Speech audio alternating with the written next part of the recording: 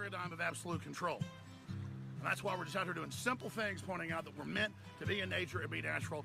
And this is where we find the source that God made to transcend the New World Order. And that's why they want to try to keep us out of it. I'm angry. I've had enough of these people.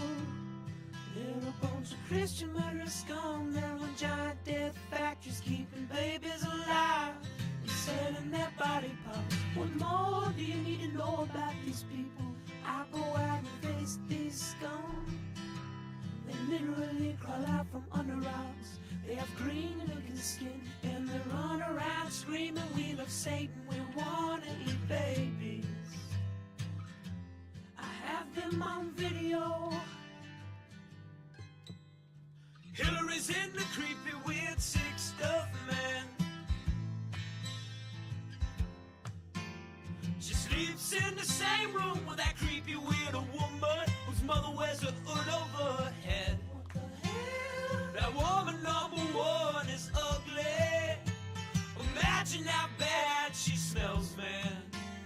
I'm told her and Obama just stink. Obama and Hillary both smell like sulfur.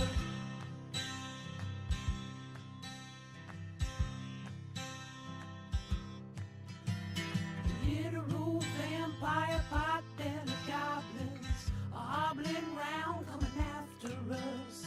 My spirit gets close to that evil and I feel it go.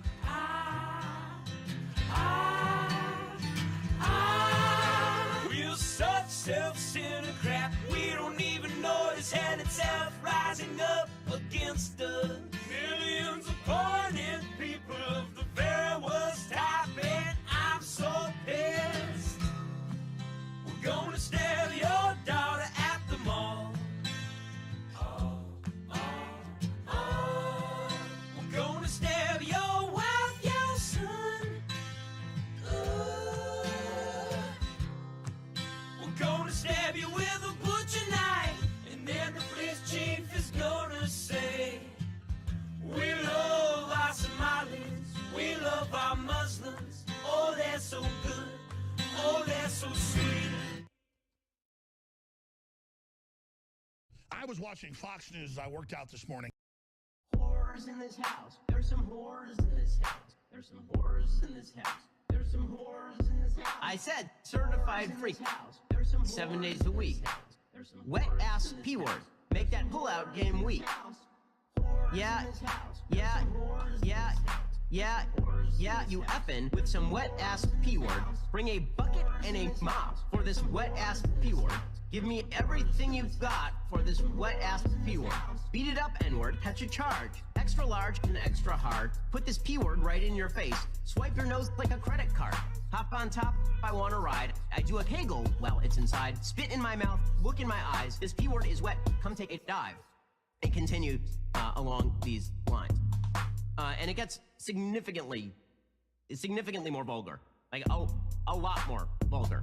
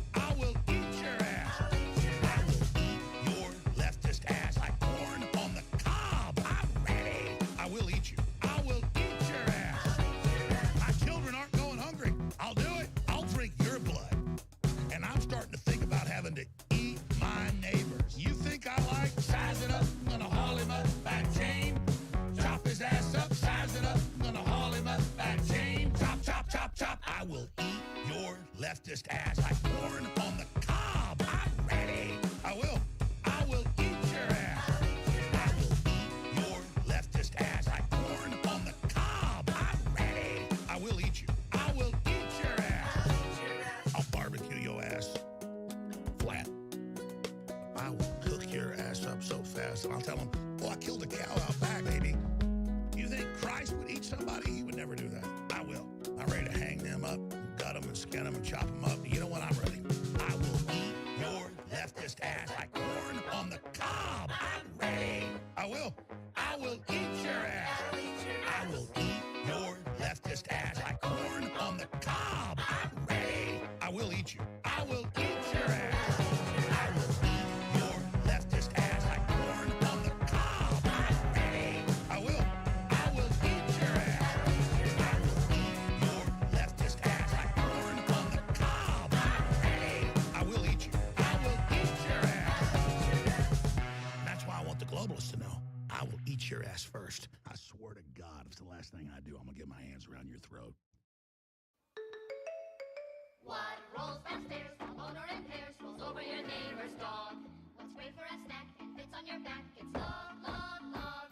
It's log, log. It's big, it's heavy, it's wood. It's log, log. It's better than bad, it's good. Everyone wants a log. You're gonna love it long. Come on and get your log. Everyone needs a log. Log from Blammo.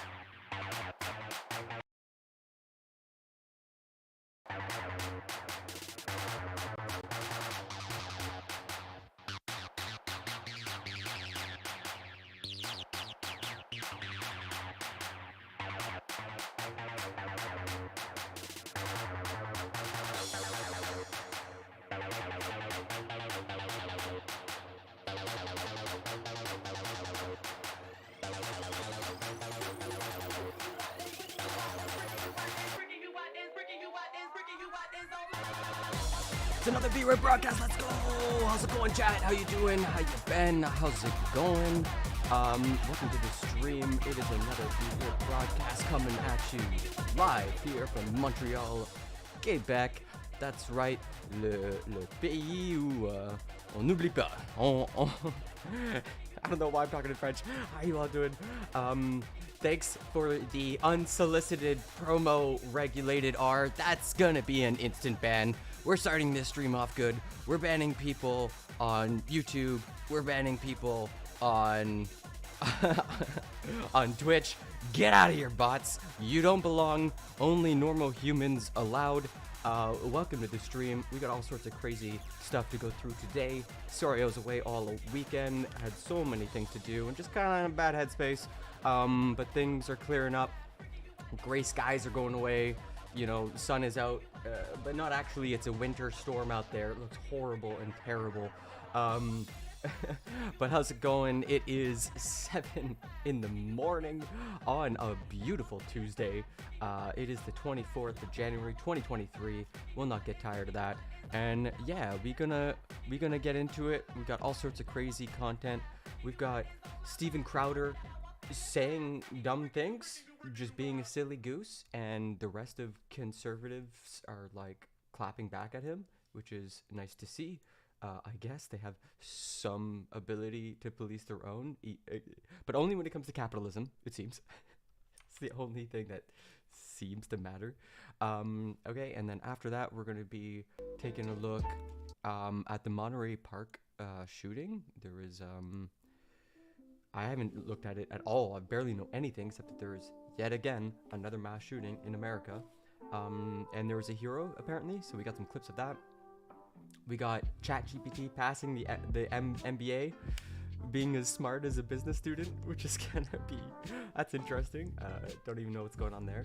And then finally we got the FBI searching Biden's home. That's a pretty big story. I just didn't realize it. I knew there's a couple documents that were found, and he got his lawyers to hand them over, and it seemed kind of kosher. But now the FBI is knocking on his door. Oh shit! What secrets has he been hiding?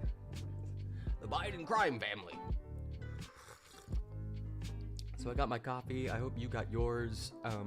Or maybe it's midnight where you are. Because oftentimes I don't even know who half my audience is. But yeah, we gonna get it. We gonna go get into it. Jesus. We gonna get into it. There it is. Gonna take out. Gonna go to the first news story. And of course, gotta blast off. I always forget that part. Like, oh yeah, hey everybody, how's it going? I'm live. How you doing? How's your morning going? I will say my computer had a massive downturn in health. Absolutely struggling. That's alright. I'm gonna blast off and then we'll get to the top story. We're probably gonna do this in reverse order. We'll probably start with FBI searching Biden's home, because that's pretty crazy. Who knew? Who knew? Yeah, and then we have like maybe 2 hours of content from the Tim Pool cast, the IRL cast. I'm really excited to see Steven Crowder get raked over the coals for just apparently not understanding business. So that should be good. We live. That's the tweet. Let's go. I don't need no special hashtags. If you're on Twitter, you want to have all the status updates, go follow me there. Be weird. And yeah, let's get into it, everybody. Let's go check out the first story of the day. Man, I got so much stories. Holy cow, I got so much stories. Oh my god. Okay, so like, whew. Okay, well, let's do a little chuff as people come in. There's already some pretty big stories that have already popped off. So let's go take a look. All right.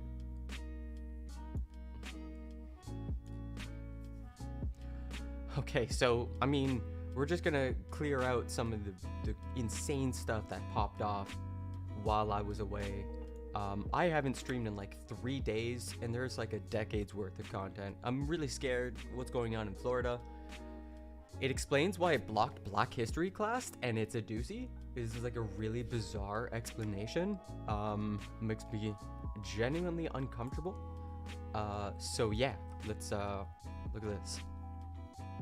The Florida Department of Education says it banned AP African American History because it teaches students about activism, intersectionality, and encourages, quote, ending the war on black, trans, queer, gender non-conforming, and intersex people, according to a document the department sent to the Daily Beast. I stopped reading.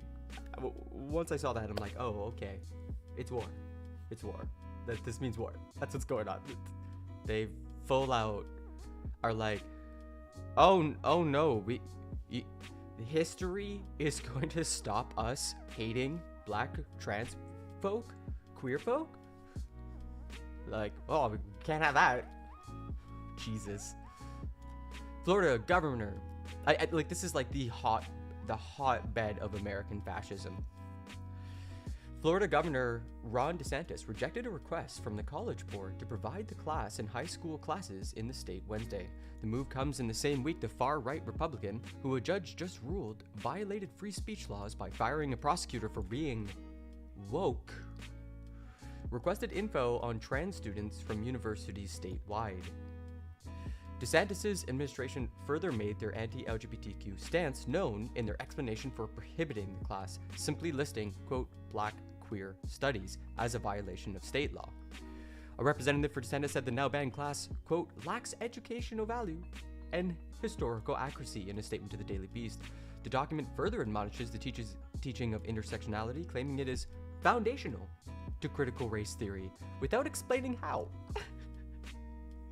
What's your source? I made it up. I just made it up. I just made up the source. The department takes issue with topics advocating for reparations. There's no critical perspective or balancing opinion in this lesson, the document says of one topic. We haven't really done the both sides to whether America, partook in chattel slavery. Like, Jesus. The inclusion of acclaimed author Bell Hooks, who is an incredible writer, in the topic Black Feminist Literary Thought is also cited as a problem. Yeah, anytime you have somebody saying Bell Hooks is the problem, they're the problem. They're the problem every single time. Person writes words on paper. Stop them! We gotta stop them! Yeah, I don't know. I was arguing with the conservative who's like, oh yeah, conservatives are only talking about burning books, whereas leftists actually did. And then the books that they burned were like Harry Potter books.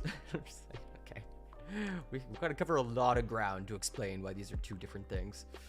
All right, so let's move on. So DeSantis hasn't been shy about his anti-woke stance, passing the Stop Woke Act in 2021, which banned the teaching of critical race theory, even though the governor failed to prove it's taught in public schools in the state. It's like a legal theory. The only time I came across this was like I never actually even studied this, and I took pretty serious classes that would have talked about CRT. The Department of Education says it is willing to reopen the discussion if the College Board can provide a class that abides by state law and is historically accurate, although the department's statement doesn't provide specific details of what the class teaches that is historically inaccurate. It just says it. What's your source? I made it up. It's awesome. It's crazy. And Florida teachers were told to remove books from classroom libraries or risk felony prosecution. Teachers in Manatee County, Florida, are being told to make their classroom libraries and any other unvetted book inaccessible to students or risk felony prosecution. The new policy is part of an effort to comply with new laws and regulations championed by Governor Ron DeSantis. It is based on the premise promoted by right-wing advocacy groups that teachers and librarians are using books to groom students or indoctrinate them with leftist ideologies.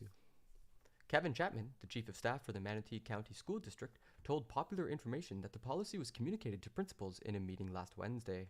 Individual schools are now in the process of informing teachers and other staff. Teachers in Manatee County lamented the news on social media, quote, "My heart is broken for Florida students today as I am forced to pack up my classroom library." Yikes. My heart is broken for Florida students today as I am forced to pack up my classroom library. Due to the new law that went into effect on December 31st, all Manatee teachers must remove all books that have not been vetted by the state or risk being charged with a third-degree felony and losing our license. This applies to both public and government-funded charter schools. The vetting process for new books is cumbersome, so even accepting donated books from parents and community members will not be allowed. The process of finding the list of approved books is also incredibly difficult. The thing, you want to know how you know that Twitter has become like full-on right-wing? It's really because like I was reading up on this story, and there was like community guidance, and like, oh, but the community wants to add some details, and the detail that they're adding was that, books are allowed, they just got to be vetted. That's fine. And it's like, no, it's not. That's crazy wrong. That's extremely bad. So I don't know, man. I don't know what's going on with Florida, but I think Florida is the hotbed of American fascism. I think the culture, like we saw the legal phase of fascism, and we saw it generally fail, and then we saw a pretty weak attempt at just trying to overthrow the government, but an attempt nonetheless, serious-minded. And now I think we're going to see the next evolution of American fascism, which is a culture war, an extended culture war. I think that's what's next. It's going to be fun. It's going to be good, everybody. It's going to be great. Okay, so we're going to move on. We got this story of the man who disarmed. Video of the hero. So this went viral on Public Freakout. Video shows a man wrestling a gun away from the Monterey Park shooter.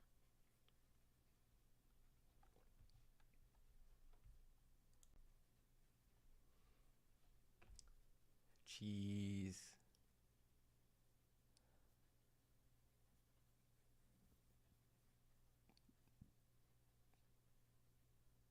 Now I think the man with the gun is actually the hero. And that's something I didn't understand about this clip.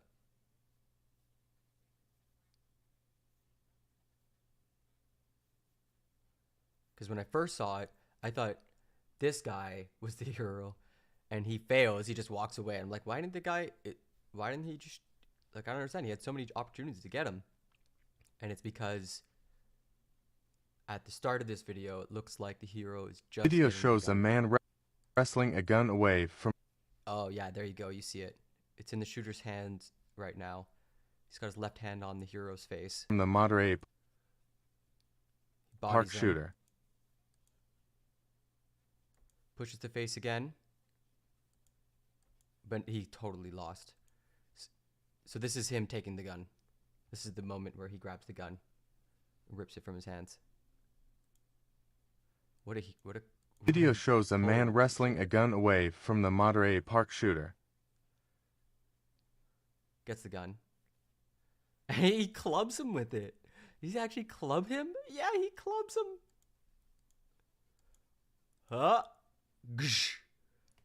Clubs the guy with the gun. Now I've seen everything.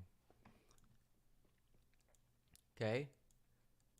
Takes a punch to the face, keeping his back, keeping the gun away from him.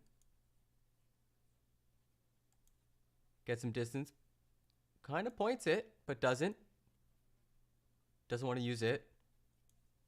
Now he's in trouble. He needs two hands on that gun. And also one hand to push the guy away. And this dude's weak as shit. Hits him with the... Oh, what a weak bottle attempt. He can't do anything. He's got two arms and he's losing to one. Tries to throw a bottle and it does nothing. Just topples over. I can't believe he's gonna lose this fight, but good. Fuck that guy. And he gives up. He's run out of energy.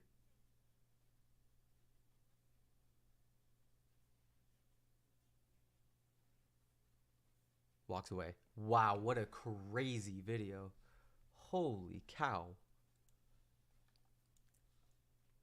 So here's the interview. We're joined exclusively now by Brandon Shea, who wrestled the gun away from the shooter at the second dance hall. You saw in Juju's piece the video, the surveillance video of him doing that. Brandon, first and foremost, how are you doing this morning?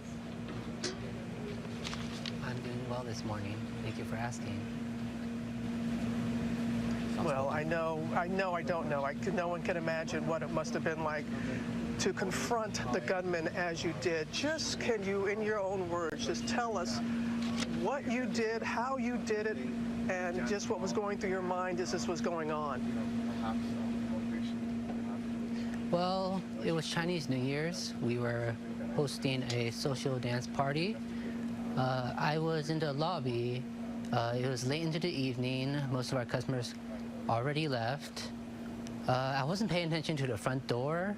I was looking into the dance ballroom, the dance floor, and this is when I heard the sound of the front door creaking closing, and instantly followed by the sound of a metal object clinking together as if they were rubbing. That's when I turned around and saw that there was an Asian man holding a gun. My first thoughts was, I was gonna die here.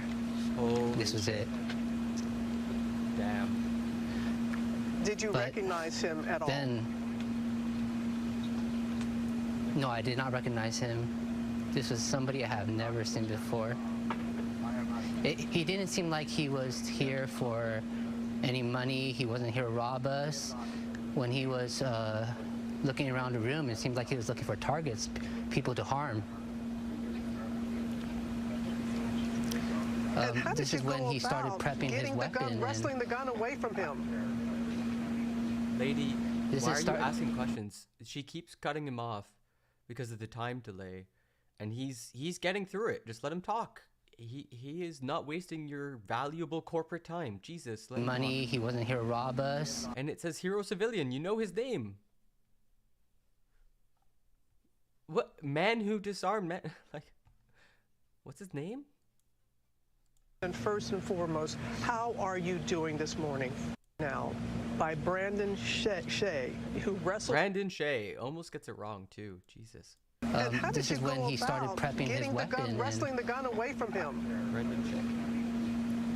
This is when he started prepping the weapon, and something came over me. I realized I needed to get the weapon away from him. I needed to take this weapon, disarm him, or else everybody would have died. Jesus. So when I got the courage, I lunged at him with both my hands, grabbed the weapon, and we had a struggle. We struggled into the lobby, trying to get this gun away from each other. He was hitting me across the face, bashing the back of my head. I was trying to use my elbows to separate the gun away from him, creating some distance. Finally, at one point, I was able to pull the gun away from him, shove him aside, create some distance, point the gun at him, intimidate him, shout at him and say, "Get the hell out of here. I'll shoot. Get away. Go." And at this point, I thought he would run away, but he was just standing there contemplating whether to fight or to run away. I really thought I would have to shoot him if he came at me. This is when he turned around and walked out the door, jogged back to his van. I immediately called police with the gun still in my hand. And how are you this morning? You said that you were hit, your injuries, I mean, emotionally and physically, as much emotionally as physically. How are you dealing with this, what you went through, Brandon? After the incident, I was shook. I was shaking all night. I couldn't believe what happened. After waking up, I noticed there was bruising all over my body. My face has a bruise across the nose, and the back of my head has some bruising. I can't believe that this could happen. You heard the sheriff and other law officials, and everyday people calling you a hero. What does that mean when you hear that, Yes. Brandon? Well, a lot of people have been telling me how much courage I had to confront a I situation can't believe they have the Chiron on the bottom talking about. Oh man, American news is so crazy. like this. But you know what courage is? Courage is not the absence of fear, but rather the ability to have adversity to fear when fearful events happen, such as this. Yeah, exactly. And in crises like this, the people need courage, especially the victims, their friends, their families. My heart goes out to everybody involved, especially the people in Stardance Studio and Monterey Park. I hope they could find the courage and the strength to persevere. That is so well said for you to feel that way, and I know it was very important for you to get that message out to those here in Monterey Park. Brandon, say thank you. Thank you for the courage that you displayed, a lesson for us all. And please, please do take care, okay? I will. Yikes. Yikes. That was pretty intense, man. This is just like everyday affair now. We make the evening news. Be a hero in a mass shooting and make the evening news. It is not a good situation. Holy shit. Brendan Say.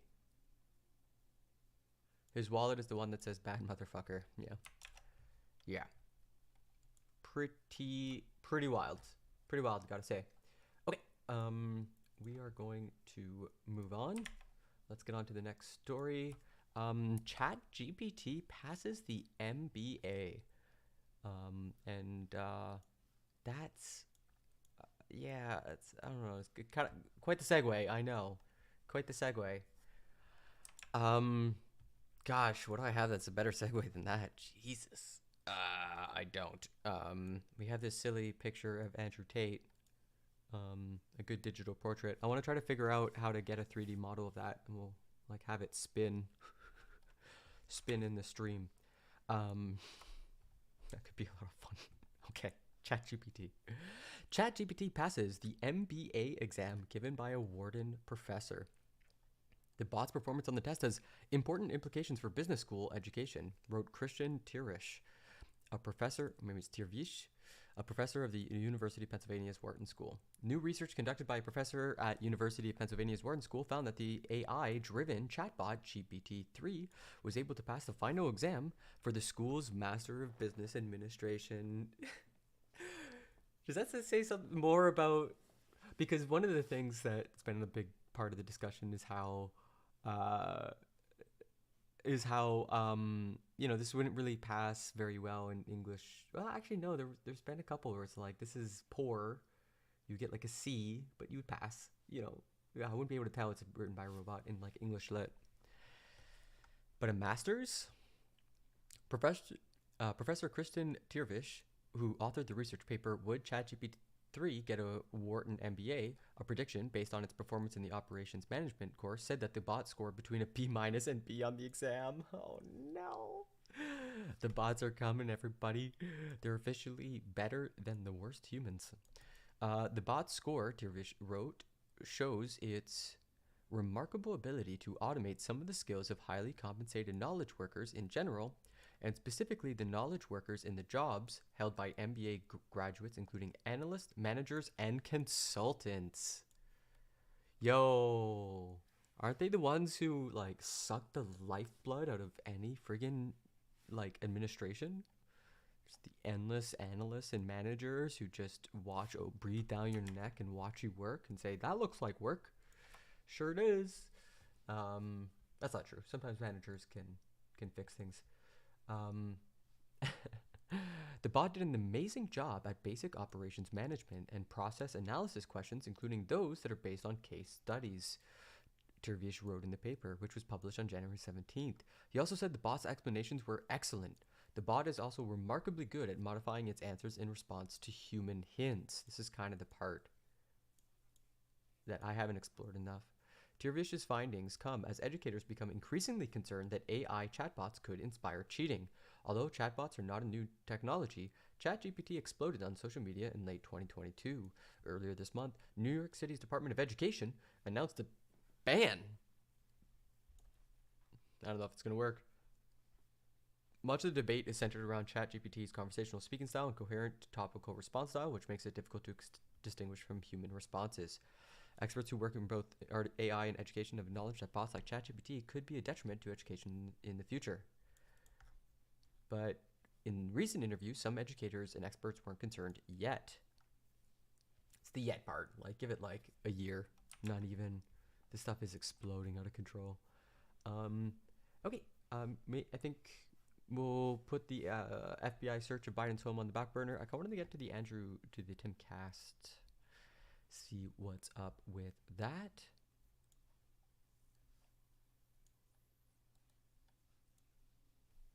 One of the biggest stories last week was Steven Crowder's Stop Big Con announcement.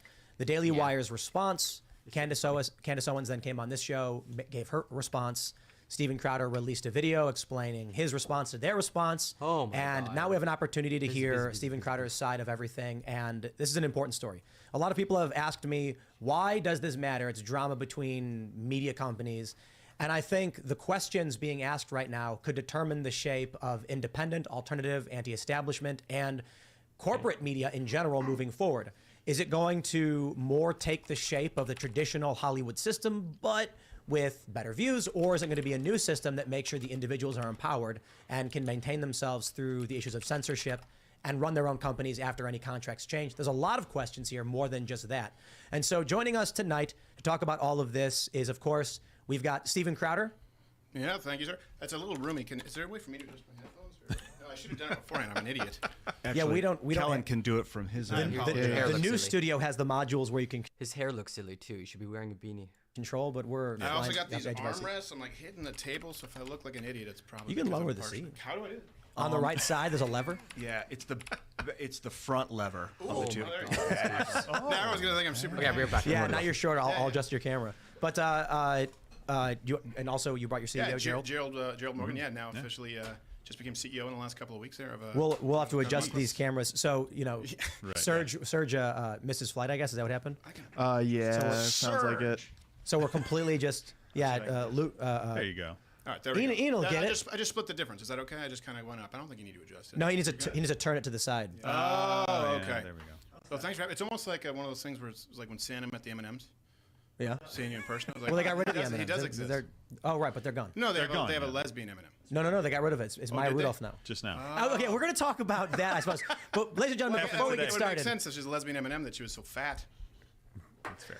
before we get started, Because she's eating other female M&Ms. I'm not saying lesbians are fat. I'm Right, saying right. sugar. Yeah. Big M&Ms boned. eat each other. She was big boned. Yeah, All she's a right, big bone. let's do this. Before we get started, Drives a Subaru. head over to timcast.com, become a member, support our work. As a member, you're helping us not just run the company, but also with our cultural endeavors and the weird things we do. We're opening a coffee shop. We're going to have physical locations. Of course, I did the weird skateboard thing where I got that company's logo they abandoned because they were woke. And we're going to do a lot of fun stuff. But as a member, you'll get access to uncensored members-only shows from this podcast, Timcast IRL, as well as Cast Castle, the vlog, Tales from the Inverted World. And we're going to have an uncensored members-only after this show as well, which will be up around 11 or so p.m. We record that after. Don't forget to smash that like.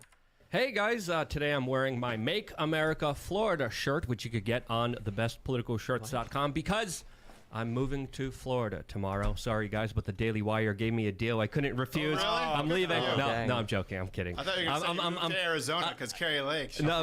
I'm fiercely independent. I just launched a new business called I'mTheRealOG.com. So if you're in Florida, want to link up with me and want to check out my new business, I'm the $, the real OG. The real OG is like a spam. I'm the real OG. Because you're coming in a little bit hot in my ears, and when you were saying OG, which I'm really happy to hear, but it was loud. So do you want to maybe bring Steven's headset down a little and his mic I up a apologize. little? And one thing I was going, which camera am I talking into there? That People one. who are watching the live You should've did stream this on before you my went YouTube live. channel or Rumble, it's only going to be the first 20 minutes. There's really no other way to reach you, like with a post, and then just head. now. If you guys are here, the drama, personal stuff, I'm not really interested in as much as the contracts themselves. I've been thinking about this since 2006, 7, 8. Like, I'm similar to you, Stephen, you making helped internet create, videos. can I say Maker Studios? Maker, yeah. I was only verbally. We would hang out, me and Ben Donovan and Dan Zapinski, up in a hotel room talking about creating a union for web actors. Right. And it's evolved into now. A union? It never really happened, and now I think That sounds like socialism. There's a technical solution, and we don't need to make paperwork necessarily, because I mean, I don't like trusting people with paperwork anyway. Personally, Yeah, I mean, my problem isn't so much with paper itself. Paper? You don't like it? No, my problem isn't so much with paper, but what it's it what's printed represents. Yeah, on it's what's the printed paper. on the paper. Oh, right? okay. It's Okay. the issue. Yeah. No, Yeah. I remember I was with Maker, and then it kind of morphed into something where, the whole idea, right, was they were going to help protect you, get better advertising rates, and then, I said some things like, hey, we can't be repping you anymore. They turned into Studio something. I think they got purchased Was by it Studio Disney. 71? Was that what it was? There were a couple of them, right, that were Yeah. out there. There was like Collab Studios. Was that the one that was called? I don't know. We'll get into all that. I want to make sure everybody knows Kellen's here. What's up, everybody? It's All right, Kellen, it's just filling in for ads. Serge. Come on, guys, Let's do get this started, like guys. a mid-break or something. No? And Kellen. it's Crap. I'll take. Your duct tape. You didn't even get double. Because you want to be chill, you want to be like, we're all hanging out here, but it makes it really, really frustrating as a viewer. You're like, okay, has the show started? Are you guys just joshing? This is the pre-live stuff. Yeah, bitch. But I got the Dollar store duct fancy, tape. the fancy airline duct tape. I'll take it. Reflective. all right. Let's Kroger brand duct tape. Let's jump. Wait. Go ahead. Come on, Tim. Let's Control jump into your. this first story. We have this control your show. stopbigcon.com. Yeah. Yeah, we went Louder there. with Crowder. Stop BigCon. Stay in Mug Club or join a new. Enter your email below. This is such a goofy picture of him, though. Like, why do this?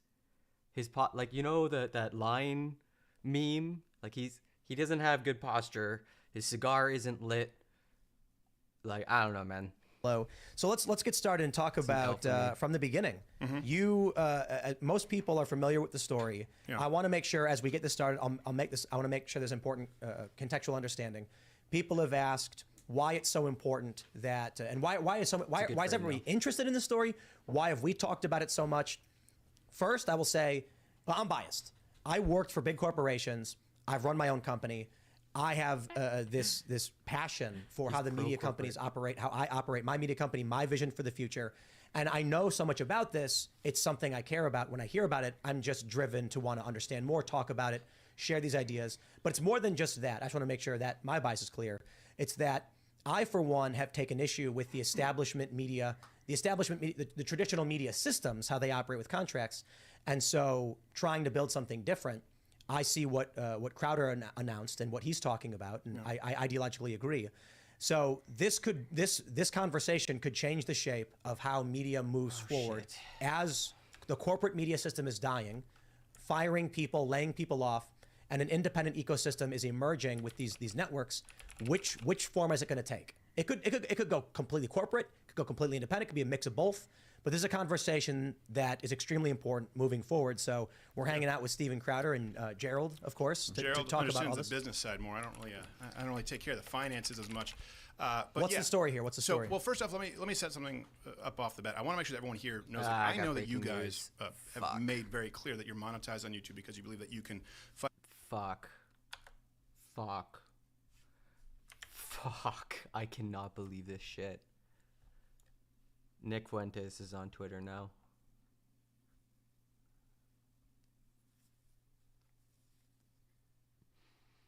Twitter just reinstated a white nationalist who believes that democracy should be overthrown.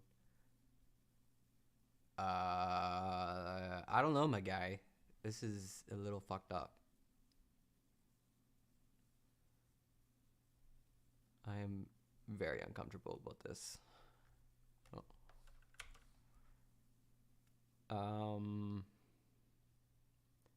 Shit.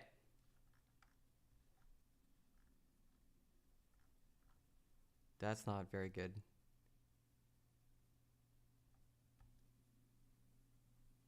Okay, back to this show.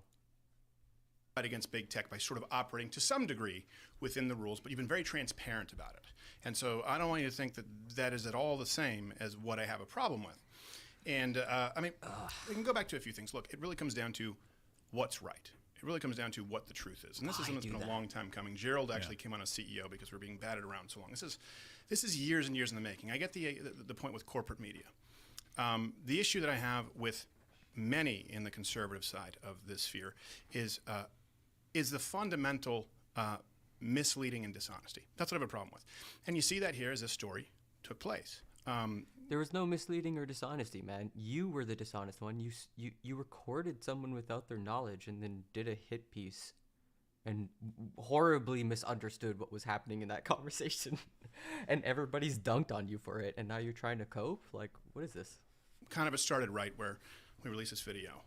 We didn't, and it was just by design, didn't name names because there could be a litany of contracts that are similar to this. A lot of them are often verbal offers. We mentioned it could have been Fox News for all anyone knew, and they're the corporate monolith. There's about 4 or 5. I would say we have 4 or 5 offers, and then there are other investors who come into the space who just want to dump in a whole bunch of money. Daily Wire here outed themselves, and I understand that people are saying, well, people knew who it was. Well, that's because some of the people who were under those contracts said, yeah, I recognize those contracts. And Candace said on this show, I recognize the terms from my contract. Here's the thing.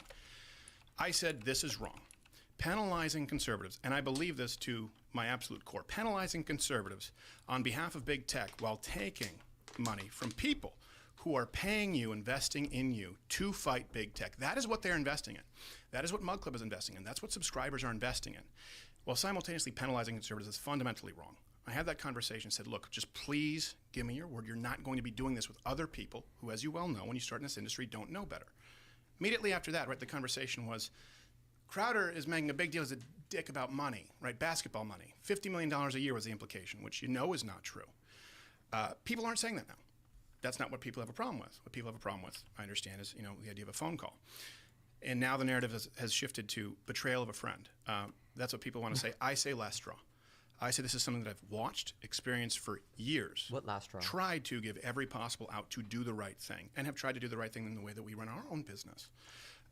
Saw the gaslighting, the bully tactics that take place behind the scenes of other creators, and knew it wouldn't be myself. So now the narrative shifts to... It's so weird to hear this conversation where Steven Crowder's being trying to become one of the big guys. As he said, he wants a seat at the table, at the big boys table, and also trying to pretend like he's fighting for the little guy. No, this is clearly just about building your own media empire. What? How could 50 million wasn't enough for you, boy? You record a phone call, betray a friend. Well, hold on a second. It was just about money. It was just, this is just business, and now it's, hey, we're really good friends. Well, which is it? Well, if it was just business, you wouldn't be secretly recording them. I mean, you kind of have to pick a lane, right? Are we good friends, or are you sending out a boilerplate contract that you demand of everybody according to what they say? They have 110% penalties on... Are we friends, or can I get a little discount on my contract here? That's what he's saying. Behalf of big tech. And the issue with that is that it's dishonest. It's a tactic of the left. It's a tactic, the same kind of tactic that you see from the left, the gaslighting, where if you, let me ask you this. If someone came out... Real quick. The corporate owners I just want to clarify, leftists. You said 110% penalty? Yeah, you can see the contract right there. If you add them all up. So because there's boycott penalty. Yeah. It's a fair point. Yeah. And this is the issue. I made it clear it wasn't about me. It's about other people. It's about this being the fundamental practice. And by the way, it's not just Daily Wire, to be clear. This happens in this incestuous sphere across the board. What would you do? This is my question. Real quick, let me ask. My concern is if people aren't familiar with the total context, you leave the blaze, or in the process of, you're fielding offers. Mm-hmm. You receive a contract. A term sheet, not a contract. Yes, which people are semantically a predecessor to a contract, but which is basically the terms they're offering for a contract. Right. Some people have argued, but the point is, they basically said you will be penalized 25% if you get a strike. No, if you're demonetized. If you're demonetized. Then another 20% if there's a strike. Then another 20%, I don't remember the numbers for Facebook, for Spotify, but there's also another penalty if your sponsors get boycotted. There's also another penalty if you don't agree to 10%, if you deny 10% of the sponsors, which is probably like you, we probably accept 1 out of 5 sponsors. But let me just kind of go through this timeline really quickly. Go ahead. For people who are trying to understand what's going on, it's basically the contract you received specifically outlined term YouTube. sheet. Term sheet. Yeah, the term sheet you received. I don't know if it matters. Said YouTube. You don't put something in a term sheet that you don't want in a contract. Right. Nope. It said YouTube, Apple, Spotify, and Facebook. Yeah. Specifically, if these big tech companies are upset with you, we dock your pay. Yes. That's an important Well, distinction. hold on. And not even dock his pay. I want to be very clear here. This is a production house. This is our budget that gets docked. Steven is not just taking... This is not basketball where you pay Kyrie Irving to go out and shoot hoops, right? Sure. You're paying an entire team of people to produce. Before we get to that, before we get to like the finances, Yeah. Let's go through the I want timeline. to. Yeah. Let me ask you this: if someone publicly was going, and by the way, I'm not going to be doing the personal stuff. I'm not going to be coming in here calling anybody a bitch, right? Sending out hatchet people. Now, I ain't saying he's a bitch. Like, you just said it. I understand why Candace was mad. You're supposed to think that thought and then just not say the thing. You don't verbally say, no, I ain't saying this. Like, Jesus Christ. Honestly, I understand why she was. I'd probably be mad too. So I don't think it gives you an excuse to go and talk the way like every girl does who gets their husband into a fight at a bar. But I understand why she was upset. If you had the ability, if someone's going out saying, "Hey, you're a difficult person who only cares about the money," and that you're a bitch, and you had the opportunity to clear it in because it was verifiably untrue, which now no one is arguing, would you do it? How else would people switch from it was about a $50 million salary to recording a phone call? Do we allow it when James O'Keefe does it? Is it only when corruption is on the side of the left? And here's the issue: I'll tell you who this hurts. The dishonesty. I'm not just saying Daily Wire. This is about the entire movement as a whole. There are a lot of practices that go on, and it hurts the sponsors, hurts the creators, hurts the viewers, hurts the investors. And by investors with us, it's entirely Mug Club. It's people who pay to subscribe. We don't make a dime off of YouTube. We haven't for many years. And it hurts if you believe what we say we believe, the movement in the country as a whole. So that right there, is fundamentally dishonest. And the gaslighting still keeps taking place. Candace Owens on this show said, hey, we all follow the same guidelines, right? We all follow the same. Crowder does too. That's verifiably false. Now, so you can publicly audit this. We've had 4 strikes, right, in the last, since May, I think, 2021 to October 2022. One was the Mekhi Bryant. One was a sketch with Alex Jones. That one's guilty. One was as charged. One was him quoting the CDC. And by the way, none of this will bad. get you in trouble because you can say this now. Him quoting the CDC. I did, yeah. Bringing up the CDC numbers on flu deaths for children versus COVID. And we were saying this is interesting science, right? That COVID kills more. Yeah, but you probably said things around that science more than just, this is interesting science. Let's look at what they said. You probably made some dumbass claims. Like, come on. Senior citizens, but for some reason, it's just going to omit some pieces there, aren't you? significantly less lethal to young people, to infants. That science is accepted now, so you won't get a strike. But that was one of the strikes. The other was when we had Carrie Lake on it. Oh, see, they were giving medically accurate information that was proven to be accurate after the fact. That's not how science works, my guy. That's not how it works.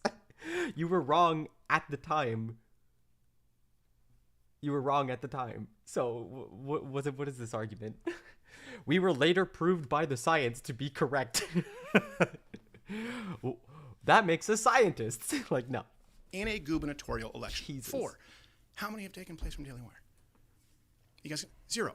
Now, here's the thing. I'm not saying it's a badge of honor. I'm not saying that it's a badge of honor to be suspended. If they came out and said, look, we demand, as Jeremy said in his 55-minute video, we demand that all of our creators follow these rules that YouTube and Facebook set through punitive practices in mandating of our creators to do so. And Crowder's a little bit more of a rebel. You know what? He's been banned for 4 times. And that's not the same kind of, that's not a problem. The problem is saying that we all follow the same rules because so that's all publicly verifiable. Now, I could tell you guys that behind the scenes, I've had many conversations with senior YouTube executives who say, people are getting monetized if you kind of play ball like these got Daily Wire and insert other people here. I could tell you that, but would you believe me? Or would I have to provide receipts? I could tell you that takes place. That hurts the creators out there who they end up, hitting a glass ceiling that is set, the sandbox that is mandated to their creators. The same thing happens with sponsors. Well, let me ask you real quick. What does that mean, play ball? Obviously, you're paraphrasing, but... Yeah, paraphrasing. Titles, subjects, not talk about this subject or not talk about it in this way. Yeah. Maybe soften, don't use these words. Because you can cause harm, usually. If you start talking about vaccines and stuff and you don't know shit about vaccines, and people take your advice seriously as if it's medical advice and they get hurt, people, especially people who platform a bunch of creators, don't want that on. It's a massive brand risk. It's just risk. It's too much risk. Come on. This is simple. This is business 101. Businesses are averse to risk. words. You know, maybe change this a little bit. This happens a lot right behind the scenes, and that makes it impossible for independent content creators. The same thing happens, by the way. So that's gaslighting that you see right there. We all follow the same rules. It was about money, then it's about a phone call. With sponsors, look. But if I could ask you, did YouTube reach out to you and say, hey, do you want to play ball with us? Yeah, we have conversations all the time with YouTube. Got it. Matter of fact, I can tell you that, here's the thing. I'm not going to be providing receipts to people who don't want to be involved, right? Yeah. There's a difference between single-party consent state and wiretapping. You don't rope people in who are victims, but if it's an entity that you believe is predatory, that's the difference. There are good people at YouTube. There are some good people there who want, but their hands are tied. And guess what? Everyone else's hands are tied if you say, hey, we're all trying to fight this system that exists, but you're not. You're mandating that you exist within the system. Only one person is saying, hey, you know what? If you want to be monetized and you don't, that's fine. And one is saying, you have to fit into this box. Very important context to this is, obviously, after you put out the first video, I've talked with a bunch of my friends, and they said, look, you know, Daily Wire's trying to run a business. If he gets banned off YouTube, how are they going to sell ads? How are they going to do the sponsorships? Where his views are gone. Yeah. And I've seen people tweet, all of Crowder's views come from YouTube anyway, so he'd basically be unmonetizable if he was banned. And then I point out, first of all, that's just categorically false. Yes, not true. Because Rumble exists. And Ben streamed there for the first time today. And this is an important context. For the first time, he's feeling out different people who can platform him. You were offered says Facebook, Apple. I said YouTube, Apple, Facebook, Spotify, but it didn't mention any of your views from any other platforms. And there's Google Podcasts. They get views. I know the numbers. Obviously, it's not the same as Apple, but it's interesting to me that for a lot of people, like Dan Bongino, for instance, had more subscribers on Rumble than YouTube. Yeah. It's interesting then that their attitude is, if you're banned from YouTube, it's a 20% fee reduction, which you mentioned includes your staff 25. salary. 25. And then, 25 for and then another 20. It's 45. In other words, dude, you're spilling out all their corporate secrets willy-nilly, and a lot of it sounds pretty standard and normal. Like, if the stream thins out, they're basically saying, we're willing to risk our brand, but we're not willing to risk our revenue stream. That's all that says. That's all that is. We're investing in you as a creator, but we're not going to put our own asses on the line. Jesus. For us, right off the bat. And this is the thing. I said, like, is this an accident? Like, you know, in other words, okay, we're good, but let me friends. But hold on a second. Does anyone here have a problem? Do you not believe me when I say we haven't been monetized on YouTube for 3 years? You all know that, right? Of course. Literally. And we're not that close. 0 days, or did you have? So what happened is we were demonetized. How many years ago? Then someone accidentally remonetized us for like 4 months, and then demonetized. We were like, yeah, and then demonetized again. We were like, what happened? And they were like, yeah, actually, no, sorry, you're demonetized again. I was like, well, skunked again. So what did we do to get monetized, basically? But of course they can't answer, right? I want to make sure this point is made clear for everybody, because this is a very important part of the argument. When I heard it, if the point is you can't sell ads or build an audience because YouTube banned you and that's it, but you're getting 85% or more views on Rumble. The question is, why no penalty for getting banned from Rumble? Why is Rumble not a consideration in the contract at all? And why don't they simply say comparable views instead of the platform? Right. Like, if for every 1 million views per day you lose, we dock you X%. I can answer you that question exactly. Because so what happened? It's fundamental to the business model. And I was informed of that. It is fundamental. In other words, there are plenty of options out there, right? He can tell you. I get excited when I walk out of them and go, hey, how many people were tuning in live on YouTube? How many on Rumble? They go, oh, it's tipped. There are more people on Rumble. Sure, I've been on YouTube for a long time, since 2006. But it doesn't mean that they don't change, right? And the issue is, I think it's a great thing to use these platforms. There's a huge difference, by the way, between being monetized and being on the platform. Yeah. But ultimately, if we believe what we say, we have to be trying to get to the point where we know that fast forward 5 years, you can't speak the truth on YouTube, certainly not if you want to be monetized. But there's this jockeying for position with people who they see as competition. And the issue here that I've always made clear is the locking in of these punitive contracts that mandate and enforce big tech policies and guidelines as a matter of business. And that hurts creators. And the same thing, by the way, when we're talking about misleading practices with sponsors. There's no problem, right? And this is all publicly verifiable. I want you guys to be able to audit this so that there don't have to be as many receipts provided. You market your channel, right? I think we probably have some ads running right now, like Spotify, like, hey, if you like this show, tune in on Spotify. Yeah. But there's a big difference. We know that there's a huge problem in our industry of pay to play. Now, you can do that. That's fine if you want to grow your numbers. But what is that? So pay to play means that you can buy views, right? You can pay to play. You can run your video as a pre-roll ad, and people see that number. But really, a lot of them are 14-second views, 8-second views, but it still clicks that counter. The closest apples to apples comparison that you could do right now is you could go out and take, like, let's say, not this controversy because there's cross-pollination, but Ben Shapiro's a huge show. Of course he is. But go take some videos there right now that have 1 million plays. Go month after month. Take a bunch of them. Look at the likes. Look at the comments. Take videos from my channel. It's comparable plays. Take them with Yeah, people do this all the time. Come on. What's the 800,000, point? 600,000 plays because we've converted them a lot to Rumble. Look at the likes, look at the comments. It's startling because it's a lot easier to buy plays than it is to buy likes and comments. That's not a problem. Wait, are you saying that the Daily Wire is buying views for their content? I'm saying that they run the videos. This happens not just Daily Wire, to be clear. It's not Big Con is designed because it's an entire industry. And what happens is, yes, these views get inflated. There's nothing wrong with running ads to increase the video count. The problem is this. When that is used to... If everything is inflated, doesn't that mean nothing is inflated? And go out and set sponsorship rates. I And shouldn't then this is what inflate happens my with views. creators. When you sit down with sponsors, and these are hard-earned dollars, right? A lot of them are mid-sized companies. You run them on this show, and they say, yeah, but you know what?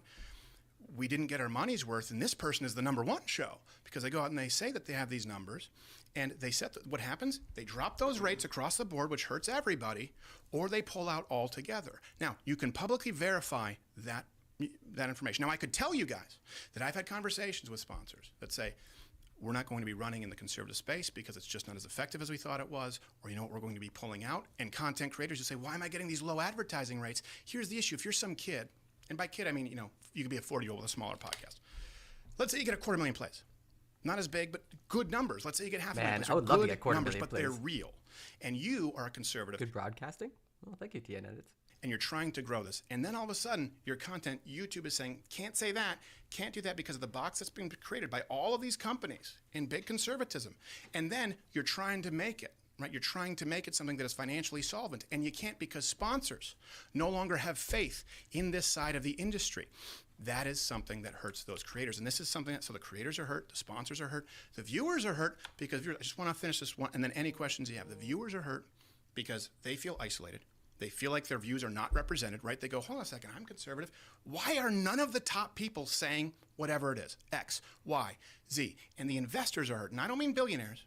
In our case, it's people who invest when they sign up for Mug Club. They are paying us because they say, we know that you're demonetized. We know that you don't run nearly as many sponsors. You're very selective.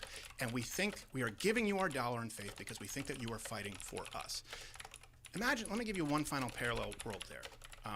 Imagine if we left the blaze, okay? And this, again, the issue is that everyone is demanded to sign these exact same contracts. That's what they said. They've been very, very clear about that. It's just business. Imagine if Mug Club leaves the blaze. And let's say we come back 2-3 months, okay? And we come back, and all of a sudden, I don't talk about vaccines in the way that I used to. All of a sudden, I don't talk about election integrity like I used to. All of a sudden, I don't host Carrie Lake in the same way that I used to, or host her at all. And all of a sudden, all the parodies, the sketches, you know, the sweeping epic, like a parody of Saving Private Ryan, or There Will Be Blood, or Schindler's List, whatever it is. You don't see any, change my mind. You don't see any of those anymore. But You don't four see or any five of it. Destiny literally just did a change my mind. What are you talking about? He did a change my mind on wokeism. Has wokeism gone too far? And it looked like it did really well on the YouTube. You know he's monetizing that. He knows how to play the system. This really just feels like what is it? Don't hate the player, hate the game. And he's trying really hard to hate the game, and nobody's buying it. Nobody's buying it. Nobody's like, yeah, things are gonna change now because Steven Crowder got a little upset. Like I'm sorry. Like DMCA hasn't changed. YouTube's not going to change the behemoth that is for Steven Crowder. I'm sorry, get with the program. I'd be the definition of a sellout. And I would be selling out the people who paid for something different. Only one group of people here is saying, you have to fit into this box. I'm saying, you got to let some people let the freak flag fly. I don't care if you want to be monetized or not. Don't lock people and punish them on behalf of big tech when you claim that you are fighting them. And it is everywhere. And it's disheartening. I'll tell you a story. I think the people who have watched my content consistently know about this. It was called some refer to it as ad rights sales, ad rights buying. Back in the early 2010s, these up and coming digital media outlets would sell the rights. What they would do is they would buy the rights to views. Mm-hmm. So let's say you're a company called like badbehavior.com. some word that represents people. Why'd you pick one that is clearly going to direct people to hardcore pornography? All right, let's just say goodbehavior.com. Skittles and Rainbows website, okay? And same. Big. Okay. Bodacious M&M's. Let's say you're a big brand, and you get about 30 million views per month. That's not going to cut it. You can sell a premium idea. There would be these low-tier websites. You've seen them before. You'll see an ad and it'll say, "Guess what this celebrity looks like now." You click it, and then it'll say, "Here's the celebrity throughout 25 years," and every photo has 50 ads, and you click next, and it loads a new page with 50 ads. Yeah. What they're doing is harvesting views. Right. Yeah. So then, this website that nobody knows the name of, nobody visits, tricks you into collecting a view. They then sell the rights to those views to a premium network. The premium network then goes to advertisers and says, "Our network gets 200 million views per month. Yes. And if you advertise with us, you are in that network." And in reality, this is why branding and marketing is dog shit and full of liars and cons and thieves.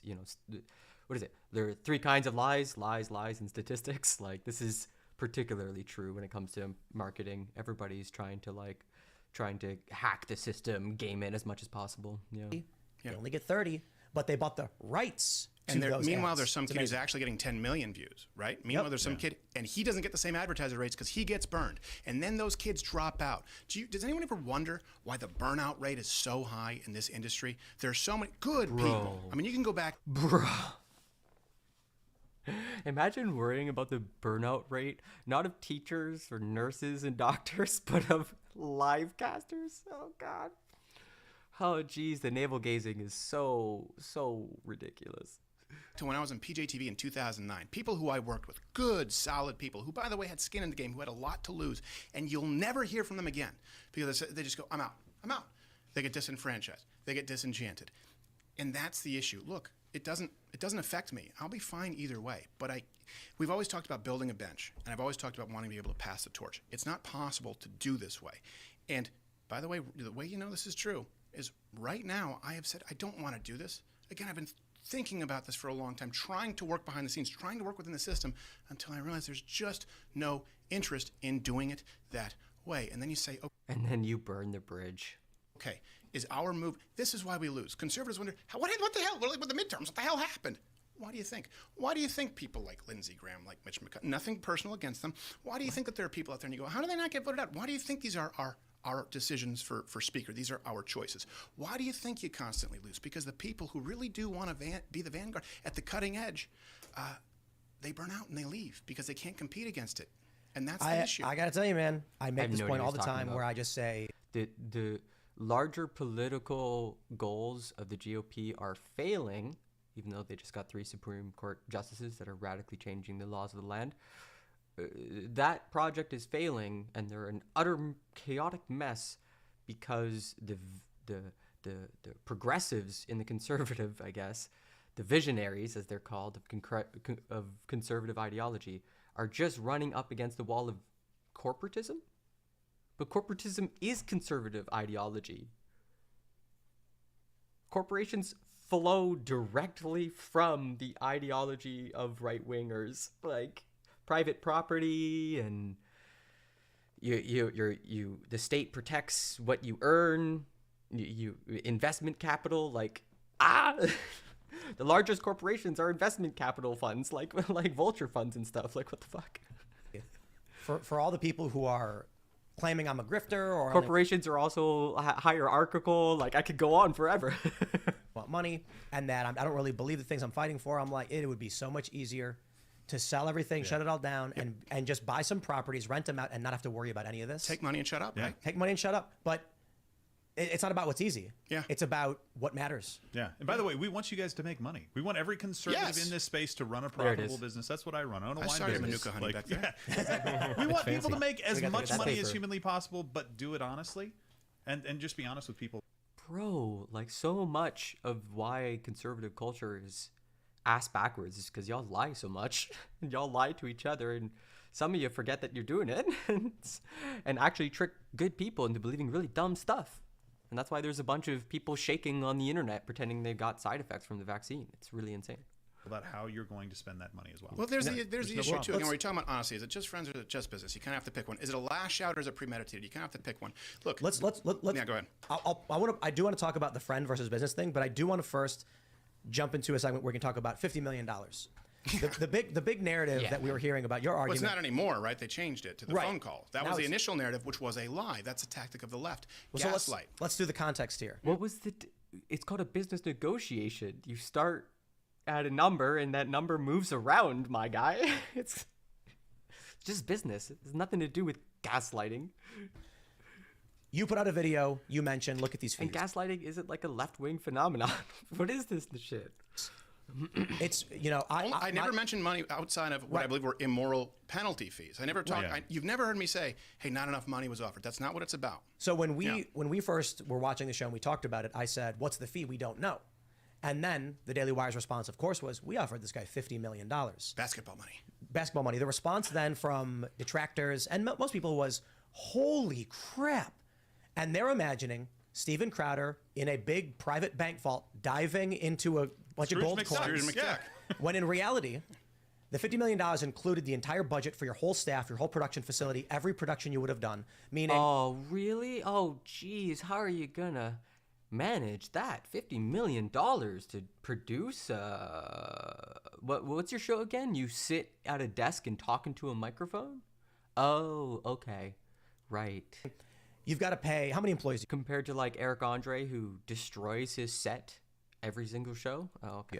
About 25, soon to be 30 something. Soon to be 30 something. Now, if you want to do production on a skit, we're talking maybe 30 to 50K, depending on the size of the skit. Yeah. Every time we show up to do a change my mind, it's $50,000. Millions in legal each camera year, work. millions of Payroll dollars in every equipment, millions of dollars in taxes. It's the merging of what was that? It's theft. Yes, I completely agree. But let me just say, taxation is theft. I'm on your side on this one. Everybody can know my bias. The reason that really bothered me is because I run a company. I know how much money we make.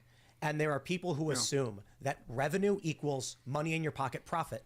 And it's like, no. If they're giving him $50 million, it sounds so wonderful. They're assuming you're dumb.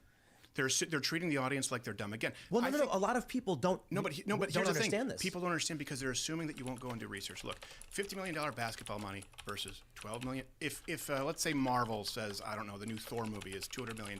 Is that Hemsworth's salary? It's that simple of an analogy. Yeah. But the issue here, and I'll let Gerald kind of talk about that more. The issue here is like I think that these people at Daily Wire, they've said that they're very business savvy. They're running a business. So, are they very business savvy? Are they dumb and don't know that $12.5 million a year for an entire production house is what we're actually looking at? An entire production house. These people just like blow on your thumb, okay, buddy? Or are they lying when they say it's basketball money and $50 million salary? I think Candace Owens at one point got up to like 140 or something on the. I don't Back say again. You wanted $30 million a year or 140. And the million. We're watching conservatives reconstruct business 101. Turns out when you negotiate a contract, the numbers might go up or down. The reason people know that's not true, and you've seen the transcript. You ever see me once brain say, melting? Hey, it's about more money? There was never an offer sent after I said, look, it's a non-starter if you don't change these terms, and please tell me that you're not doing this with other people. There was never anything after that where it was, of course, the non-starter is, I can't do 5 live reads because we do commercials. I just want to ask one specific question because a lot of people are bringing this up and they're accusing you guys of only exposing them after they turned down your counteroffer. Is that true, or can you add more information to that? Yeah, I don't know why they're saying the timeline that he kind of gave was completely inaccurate. Yeah, there was never any counter offer from us. What Steven said was basically, look, guys, these are the terms that we have a problem with. Right. And if I don't care what the contract says dollar-wise. If these terms are in there, that's bad, and you need to start again. Okay, but the terms were like, if our revenue stream decreases, yours does too, because your revenue stream is downstream from us. You are down the river. We are bringing you into our shop. We're going to distribute your, I feel like he fundamentally understands. Totally misunderstands the business. Of course a distributor is going to be like, or a publishing house is going to be like, I don't know, man. I'm not going to take that kind of risk on you. We got to make sure our house doesn't fall over because there's 20 other streamers that or content creators that we support. Like, this is such like an obnoxious arrogant and like selfish take. It's amazing. As to be pulled out. So there was no counteroffer because I'm seeing a lot of you guys say There was you the agent, I think my agent, they sent this term sheet. The agent said, well, if you're talking about 100% ownership, by the way, in perpetuity forever, meaning, and it's a 6-year contract with no option to negotiate. They have an option to extend for 2 years. 6 years, locked in at that rate. And again, how do you... The rate of $50 million, which he's whinging about. Penalize someone for money that they don't make. They're not going to lose money on you being demonetized. Now, I get that I'm a special situation, but they said this is demanded of everybody. The big con issue is something that I've been running up against, and everyone in this industry knows for many, many years. They just were arrogant enough to out themselves and to put it in writing and to say, we know how to run this business. We figured it out. You had to secretly record them. Know what you're talking about. And of course, after that, another last straw was, then going and trying to take our social media director. And I only showed you that email because he's willing for me to show you. Like, we have people poach all the time. When you have your ideas stolen and they put... My guy, this is driving me crazy. This is driving me nuts. Conservative, frustrated that in the free marketplace, people can get poached by being offered more money and a better deal. As he's complaining about how he didn't get more money and a better deal during contract negotiations. Oh God, it's insane. It's like an Ouroboros of bullshit. It's just like a fucking snake eating its tail. It's so fucking dumb. More money behind it, not just mine. When you build someone up and someone else comes in and says, hey, we'll offer you more money, they use them for... He's against poaching and upset that his contract negotiations went sour, so he secretly recorded the person he was negotiating with to try to get a better deal or something. Like, what is this? 6 months and burn them out. Oh, I'm sure that's dying. an accident. I'm sure the people at the top of Daily wild. Wire didn't know.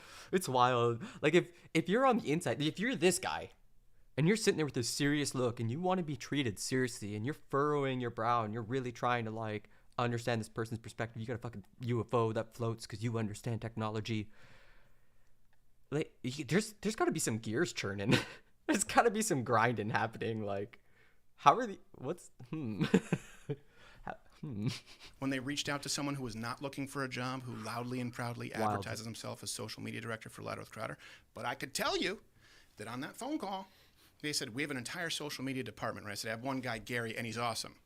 A few days later. I do want to dedicate more time. Did Gary join Daily Wire? Well, no, they came in and tried to hire him. He's not looking for a job. You see how they don't care about this and immediately want to move on? I want to dedicate some more time to starting from the beginning of the context of that story. But I wanted to address something before Luke jumped in. How dare you, Luke? Yeah, how dare you, Luke? Go to Florida. No. Go to Florida. This guy has contributed nothing to the conversation. He's done an ad and made one-word joke, and it's been basically just the runt of everybody's. That was a good question. I'm not saying it. I want to put a tag on this. And one of the big things we're hearing is a friend.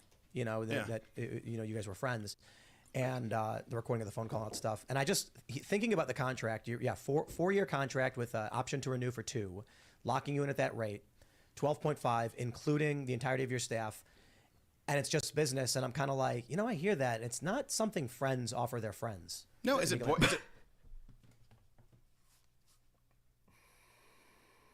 Friends don't secretly record each other, so maybe this wasn't just a friendly offer, and maybe you shouldn't be capitalizing on your friendship.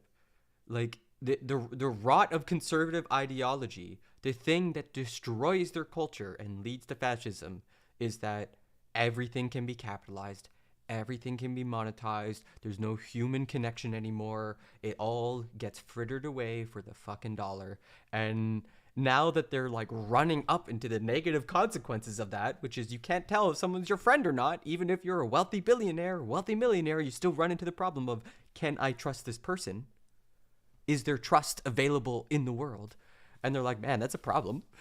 Why couldn't I get this $50 million deal? And it's not about our friendship and coming over for the barbecue, come over for the brie. Like, it's $50 million. Of course he's not going to offer you a friendly deal. What the fuck is this?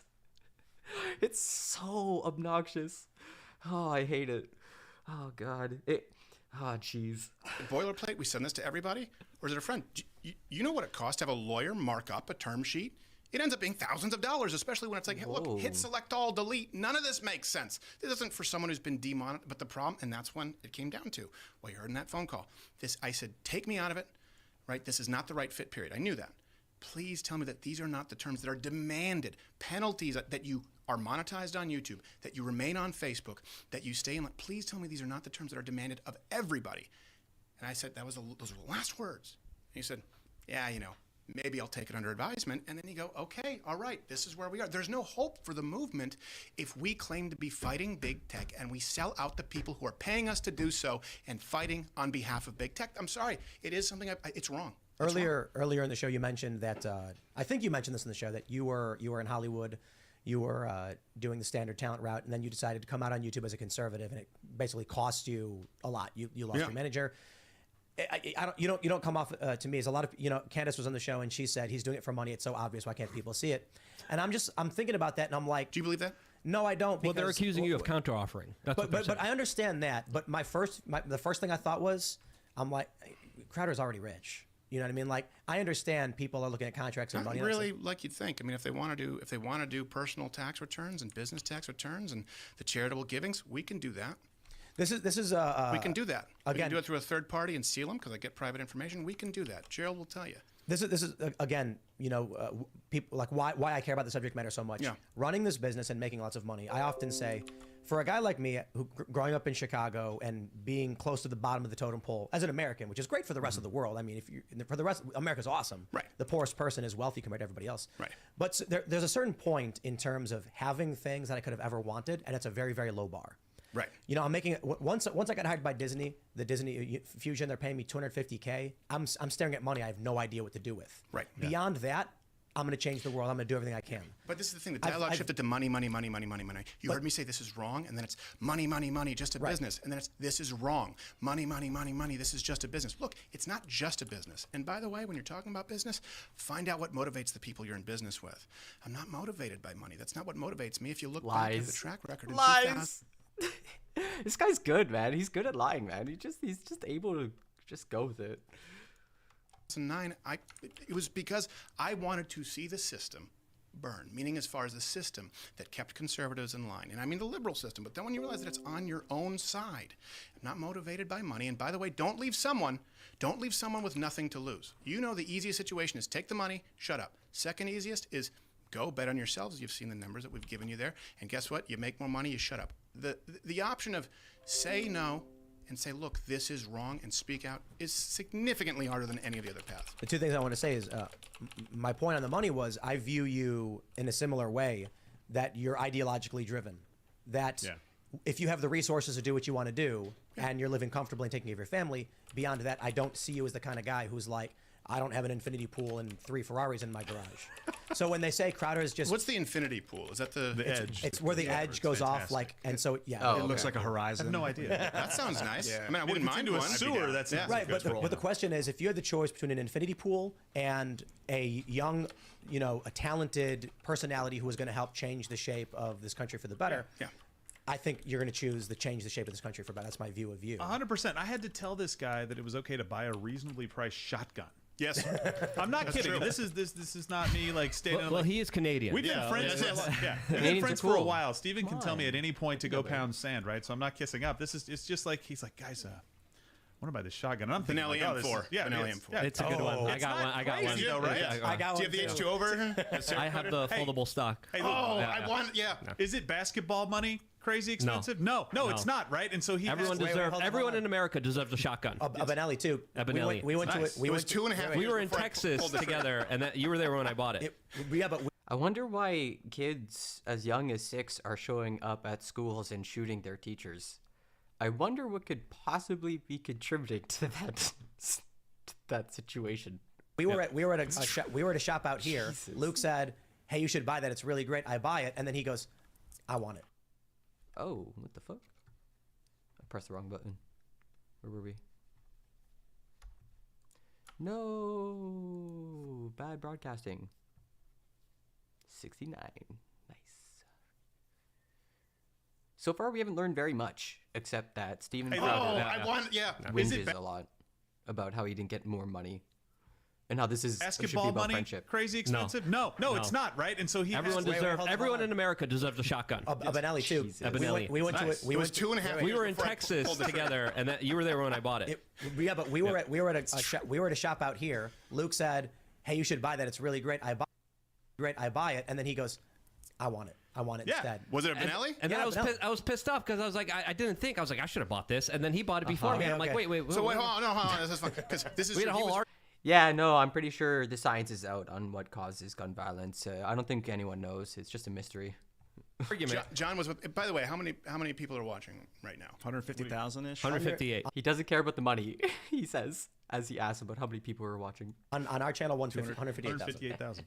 So what? 158. Is that a 158,000? That's just on your channel. That's why we're still streaming on ours. Right? I think second highest number we've ever done. Okay. Not just on our There you YouTube go. alone. Did you want to transfer? make a no, point? no, it wasn't really a point. It was the Benelli M4, right? So what happened is I really wanted, but they're not cheap. And I was like, you know what? I can't justify buying this. You can go buy it online. And so I was talking with Gerald and Johnny Boy, who you met, my Canadian friend. I said, okay, you know what? If I go into it, because they're like unicorns, they sell out right away. I said, if I go into a gun store to pick up something up or something, and it happens to be there, that's God telling me he wants me to have a Benelli M4. And I went to go pick up some transfers from Walther, and lo and behold, I see one there, just came in, and it's the H2O version, the Cerakoted version. And I don't think you were with me, but Johnny Boy was. And I was like, you know, I still don't think I can justify it. He said, if you don't pay for it, I'm going to buy it. And of course, I knew that it would be far more expensive for him. So I bought it, but it took a long time. I'm not really motivated, but it is a nice shotgun, though, I will say. Yeah, occasionally, there are some things, if you're going to spend money on. Oh, a tool. Any tool that you want to learn something with, like a guitar, too. You want to get a really good tool. Yeah, or like knives. Like if I have, like, there's a huge, with steel, and that's, okay, sorry, Tim, I know, we're giving you. Let's go. I love the Benelli stuff because I got one. I wanted to make but I got to make a point about, you said in 2009, you were like, you realized Unicorns sell that the out? liberal system is holding you back or something to that effect, and then you eventually realize it's on your side as well. Yeah. I look over to I Luke. don't think I'm paying enough attention. Because Luke's the guy who's been screaming since 2006, like the Republican machine is lying to you all the same. The powers that were being given to the intel agencies and the Republicans, the Republican machine is lying to us. And the establishment will They're be so used. close to self-awareness. They're so close. They're so close to self-awareness. It's incredible. He said these types of guns sell out like unicorns. Ah, thank you. I thought you were calling unicorns sellouts, and I'm like, no, they're not. Unicorns live their best life. What are you talking about? Against you. Yeah. Here we are. Well, here's the thing. You're absolutely right. And let's be honest, right? How can you change all that yourself? You're doing the best that you can, right? But there's only so much that you can do. The difference is right now, at this point, an inflection point in history, as it relates to right-wing conservative media, I can do something. I can't change the intelligence agencies. But you know what? When I ask Carrie Lake on the show, I say, would you disband the FBI? Yeah, I would. Boom. Gone. Suspended. I can do something about that. Wasn't the story recently that there was a top FBI official who was working for Oleg Deripaska, a Russian oligarch that allegedly has ties to the Trump campaign during the 2016 election? And that the FBI put out a message saying that there are no connections with the Russians between the Trump campaign in the lead up to the election, in the days before the... I wonder why conservatives want to get rid of the FBI. I can't change the CIA or the FBI. You're probably more effective with that than I am. I'm an entertainment guy. I was a guy telling jokes in clubs, having beer bottles thrown at me when I was 17 years old, voicing, a black bear who was... I bet you 100% nobody ever threw a beer bottle at him. Nobody ever. He's just saying that to get like sympathy points. It's like out of nowhere. Was the best friend of an aardvark when I was 12, which is clearly derived from hallucinogenic drugs. I love that show. Yeah, it's funny. I had to do the Kwanzaa rep if ever you want to find something embarrassing for the Christmas episode. And that's when I was 13. Oh, I'm sorry. Kwanzaa rep Christmas episode. Steven Crowder. If he calls it embarrassing, I don't know if I'm going to find it, though. Years old, and I was like, oh, Kwanzaa, and I was like, let me look into this. I should, Daniel Day-Lewis this. And then I realized, oh, it's bullshit. It's Ron Everett, and he beat them with fire hoses and soldering irons, and then I'm doing this song for Arthur. Hey, come together now, it's Kwanzaa time. And I wanted to... Was the pay worth it? Well, at that point, you know, For I Arthur? I was under contract at 12 years old. Right. You know, so Yeah. there's not much you can do. I still remember we were called Wait, crazy what? truthers for calling this out as rationally as we did, saying, hey, the national security state is going to be turned around against you, and it has. But No, you're right. At that time specifically. Steven Crowder was on Arthur? What is happening? Dude, was he making fun of Arthur? Wait, what? Don't make fun of Arthur. Steven Crowder voicing Brain on Arthur. Whoa. What? So, dear, how was your day? Chimerical. Is it really him though? What made it a fire-breathing monster with a lion's head with a... Arthur sucks anyway, and I never liked it. You suck, girl. What do you mean? Arthur was the best. Had a banging, amazing. No, you suck. It had a great intro. Taught kids about morals and ethics. Had all sorts of character-driven drama. Always a beginning, middle, and end. The intro is incredible. Super jazzy. The show I fucking hate. There's the seed of hate in your heart, girl. He must mean definition number 2. What made it absurd or impossible, son? What would you think of me if I ever got anything wrong? Well, honey, everybody gets... Look at that. What a great question that a kid would want to know but wouldn't be able to ask their mom. And now they can watch a cartoon show of a kid-like animal asking their parent-like animal the similar question. Values. Things wrong sometimes. Are you all right? Sure. I'm just tired. Fresh Prince, Simpsons, and Beavis and Butthead. Okay, well, clearly you're at a different age when Arthur was hitting its peak. Cool. Maybe you should do some homework. That always perks you up. That's something a mom would say. Look, that's so cute. He had the funny. You were a latchkey. Yeah, that's kind of a latchkey kid too. We're all. Oh yeah, Nick Fuentes is back on. Twitter, by the way. I don't know if you saw that news. That very normal news. Yeah, what's your confession, Carol? We had a discourse that was kind of that's a problem. That's a problem. SpongeBob, if you ever watch the first episode, you're like, whoa, so much happens in this episode. It goes so far, so hard. One of the best voice actors who came from Mr. Show, one of the greatest comedy skit shows that ever existed. I don't know, man. We didn't have algorithms. People Doubting were able you. to see important messages and videos and talking points and content creators. Now we're living in a different age. I wanted to kind of get your point of view. Some people say you have to keep pushing the Overton window. Some people say you got to keep playing ball. Mark Dice is also in the chat. He just is accusing Ben Shapiro of allegedly paying $135,000 to boost his Facebook posts. I don't know if that's true. Well, who cares though? He can do that. Is it worth it? Is it worth it to boost? The only issue I have is when bots? that's used and it hurts people because sponsors drop out because they don't get their money's worth. Again, I could tell you that. It's true. But would those receipts be a betrayal? Because this industry fundamentally... This man cares about whether the sponsors get their money at the end of the day, but can't understand why he should get less money if he gets a strike on YouTube. Make it make sense. Make it make sense. needs to change. People are investing in you and in us and in what you're saying. Right? If you can't say what it is that you're saying right now, let's say if you send a contract and said, yeah, but you know what? We have a lot of buddies in those systems. You're selling out the people who are supporting you. And that's something that to me is unconscionable. And people can disagree with it, but no, I think you're absolutely right. So what would be the total solution? I want to get into the problem solving. Like, what would you do if you were the Daily Wire? Okay, so the only thing, and this is the thing, this is all done right now. I'm not saying that I have all the answers, but the first answer, and I've said we won't talk about this again. If someone takes a pledge alongside me, anyone in BigCon, just the only thing that I ask is that you do not punish conservative content creators on behalf of big tech. That's it. Start with that. Let's start with that before we get to everything else, right? So a lot of times people want the entire solution. Just start with that. You won't be penalized 25% if you're demonetized on YouTube by the people who are supposed to be fighting for you. Now let's address the argument there.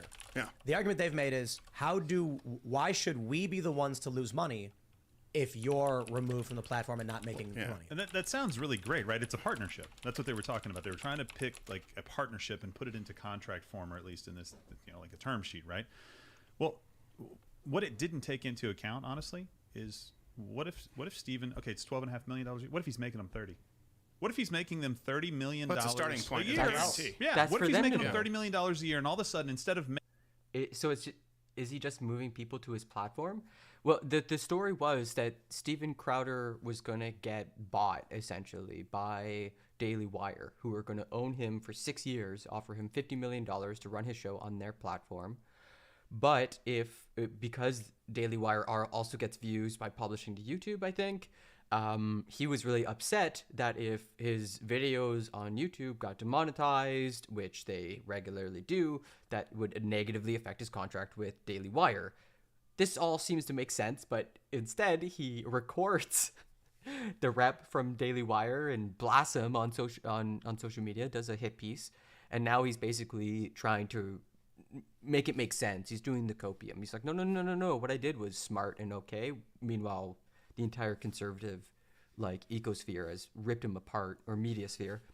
And so he's just trying to make it make sense, but none of it makes sense. None of it makes any sense.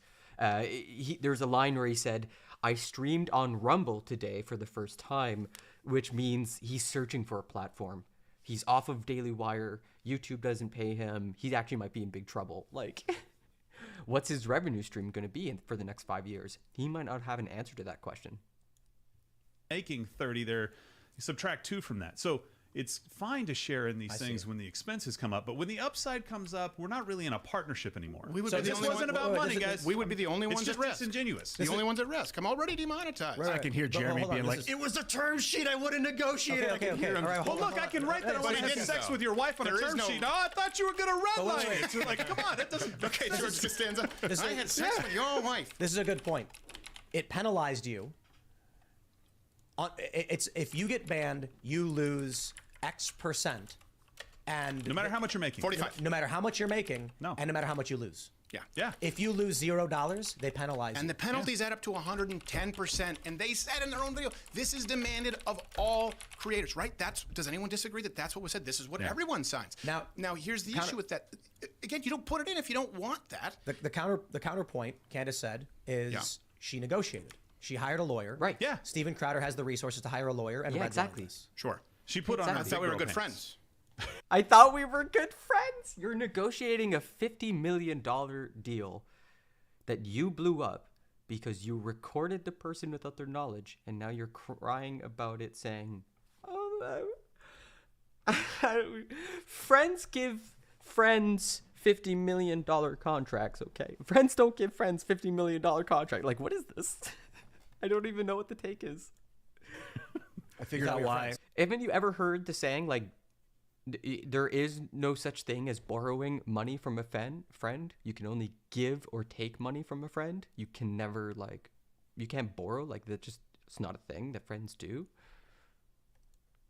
Why Candace was so pissed last week hold on, when she wait. came in. Yeah. I figured it out. I'll tell you about it in a second. I want to let's talk about the friends thing. This is actually a really good point. You recorded co-CEO of Daily Wire, Jeremy Boring, on a phone call. Yep. He says, I thought we were friends. Yep. A lot of people have said, wow, that was a messed up thing to do. It sounds like what you're saying in the context we were just talking. They sent you a business contract that was very bad, that penalized you 110% if all fees are applied, more money than they would actually pay you. And it didn't take into consideration if you made them more money. It didn't take into consideration how much money you made them. It didn't take into consideration if you were banned from Facebook, but Facebook generated no revenue. It still penalized you. That's part of it. So here's what I'm hearing. Here's what I'm thinking. If the question is, and I do have qualms about recording the recording, but we'll get into more detail. Mm-hmm. They say you were supposed to be friends. Why? Qualms, considerations. Would you record your friend's Concerns. phone call? Mm-hmm. Well, there's an interesting point to be made. Why would your friend send you a very, very bad contract that Look how they're twisting this. Look how he twisted that. That is such a gymnastic. Would a friend secretly record another friend? The answer is no. I've never secretly recorded any of my friends, like, ever. Unless it was for a bit, but I don't even think I've done that. I probably would have deleted it. I'm like, maybe it's not worth the joke. And friends don't give each other friends contracts. Like, that's just not how it. If they're giving you a contract, it's because they're a representative of an institution, of a company, usually, especially in this case. Felt exploitative. And why would a friend not listen to you when you say, take me off the table, it's not a fit? There was never, just to be clear, there was never another offer that came through after. But you saying take me off the table, you're the golden goose. You take you off the table, there's no deal. What are you talking about? Friends don't let friends do, like, he wanted to have his cake and eat his too. He wanted to keep his friendship and also shaft him with a shitty deal. Like, he wanted it one way and it was going the other. I said, these are the non-starters. The penalties for big tech, right? The owning of people's names, image, likeness, their platforms in perpetuity long after they leave. I said, then we can talk about. If they host you, Steven Crowder, on their website and your contract ends in 6 years, why are they going to take those videos down? Why would they? They produce them. They put money into putting your face on their TV and broadcasting it on their systems. Of course they're going to keep that content. Are you insane? About the money, right? He said they came in low, and I'm sure my gay Cuban hardcore right-wing agent came in high. You find that, but it's like, but there can't be any terms without this. Once I said that can't happen, these terms, the big tech penalties, that's when talks completely stopped. It was never changed. So you should have just said, this doesn't look like it's going to be a fit for us. Why did you record the person and then try to attack them? And said, of course, all these. It's like you saw in their first video. We have to make money. They outright said that fee structure couldn't be changed. Yeah, there was never another offer after that. I said, look, this is the sticking point. You have to get rid of all of these. Change it. And also, you have to. We can't do this. I'd love to sit from one business owner to another. You don't have to do it this way, right? A good example is you didn't say as one business owner to another. You said you should change your business model. It's like a direct quote. It's like arguing with someone in contract negotiations. Your whole business sucks. Why are you trying to sign a contract with them? Look, I feel vulgar talking about numbers. Election night. Okay, election night. We had been suspended for having Carrie Lake on. Well, it is very vulgar. The entire Daily Wire cast on YouTube, less than a quarter of the viewers that we had on Rumble. When we cross streams, their viewership went up 40,000 people. That's proof of product that, hey, look, proof of concept. You can do it off of YouTube. You don't have to. Right. I think you use the platform as long as you can, but you need to start building alternatives. It is fundamental to the business model on the right to not change that. And I'll just point out that we have about 120,000 more live viewers than we average with you being here. So there's something to do. No, really? Is that really? No kidding. When you have guests on, they bring their audience? Is that true? Chat, I need a fact check on that one. I think Daily Wire's got some creative, like a lot of opportunity on their website. Because like if all your back catalog was on Daily Wire at no cost to anybody, and they could go into Daily Wire, log in, and then I spend 99 cents on a Crowder video, and then that money gets split between you guys. Like there's a lot of technical Well, they're already going to be doing over 300,000 Mug Clip subscribers day one, right? Now, the issue here is let's take me out of it. Let's say you're starting your own thing, right? You're trying to come up in this movement. And the terms are being set by people on your side behind the scenes where this is the ball that you have to play. I said to Jimmy, take me. The terms are not being set by people on your side. The terms are being set by people on the other side, the ones who own the platform you're trying to get on as a small baby streamer. Out of it. It's not the right fit, which I thought, if I don't have a dog in this fight anymore, it won't fall on deaf ears when I say, hey, it's about the next kid. This can't work. We can't have a movement. We can't sell our people out. And that's we can't have a conservative cultural revolution because the media company wants to make money. My brother in Christ, companies making media is the conservative ideology. It is the culture movement. Like how I view it. You're not counterculture by saying conservative doesn't understand his own conservative ideology and then tries to start a revolution as if he's a leftist, but it's just so convoluted. It's so like all up in its own ass. It's so bizarre. Maybe you don't. They said, this is just a business. These are the terms. But there I are know. alternatives. You don't I have can't make to be sense dependent of on it, YouTube Carol. or Facebook. And you certainly shouldn't make it fundamental to your business model when you're telling people that you're fighting them. This has been going on for years. This is where I knew that it didn't matter if you were left wing or right wing. People would dunk on Crowder, was when he said you should change your business model and the Daily Wire needs to lose money in order to advance the culture war agenda. And I'm like, dude, what are you talking about? Are you insane? You're saying this during contract negotiations. What? Years. Here's my and view. not just Daily Wire, to be clear. Not just Daily Wire. Pick a name in the movement. Most likely. Oh, wow. Here's my view. I think- Wow. Ooh. Yo, howdy. How's it going? Hey. Hi, howdy. We're watching the Timcast stuff. How'd you do? How was your stream, public loser? Welcome to the stream, everybody. It's B-Word Broadcast. I'm here every morning, 7 to 9 a.m. most days when I'm not feeling like doo-doo. And we're trying to wrap our heads around Steven Crowder's very sensible business propositions. You're losing in Dead Cells? Okay. I figured it was Dead Cells. It looked like a lot of fun. I haven't played it. It's like on my list because it's a Metroidvania and I stand Metroidvanias. But yeah, here we are. If we get bored of this, we can maybe look at some poetry. If there's time, maybe I can play some music. Might be nice to play a bit of music. But yeah, right now we're trying to understand why Steven Crowder did the things he did, which is record someone he was in contract negotiations with and then blast him on TV, blast him on social media and be like, I thought we were friends. Friends don't give friends $50 million deals. Like, it's awesome. I think so, public loser. Like, part of the reason this is so crazy to watch is, like, legal exposure. What do you are just spilling, like contract negotiations. And their business model. Like, I'm sure Rumble is taking notes, right? Like, Rumble and Daily Wire, aren't they competitors? The Daily Wire does important work, good work. Oh, yeah, but of course, I think, Raiders, if you want to stay and hang around and give me, like, real views, Twitch won't count on you unless you click the link and refresh the page. But yeah, thanks again so much for the raid, public loser. Of course, if you haven't seen public loser streams, go check her out. He's planning to make his own network. Well, he said today that he streamed for the first time on Rumble.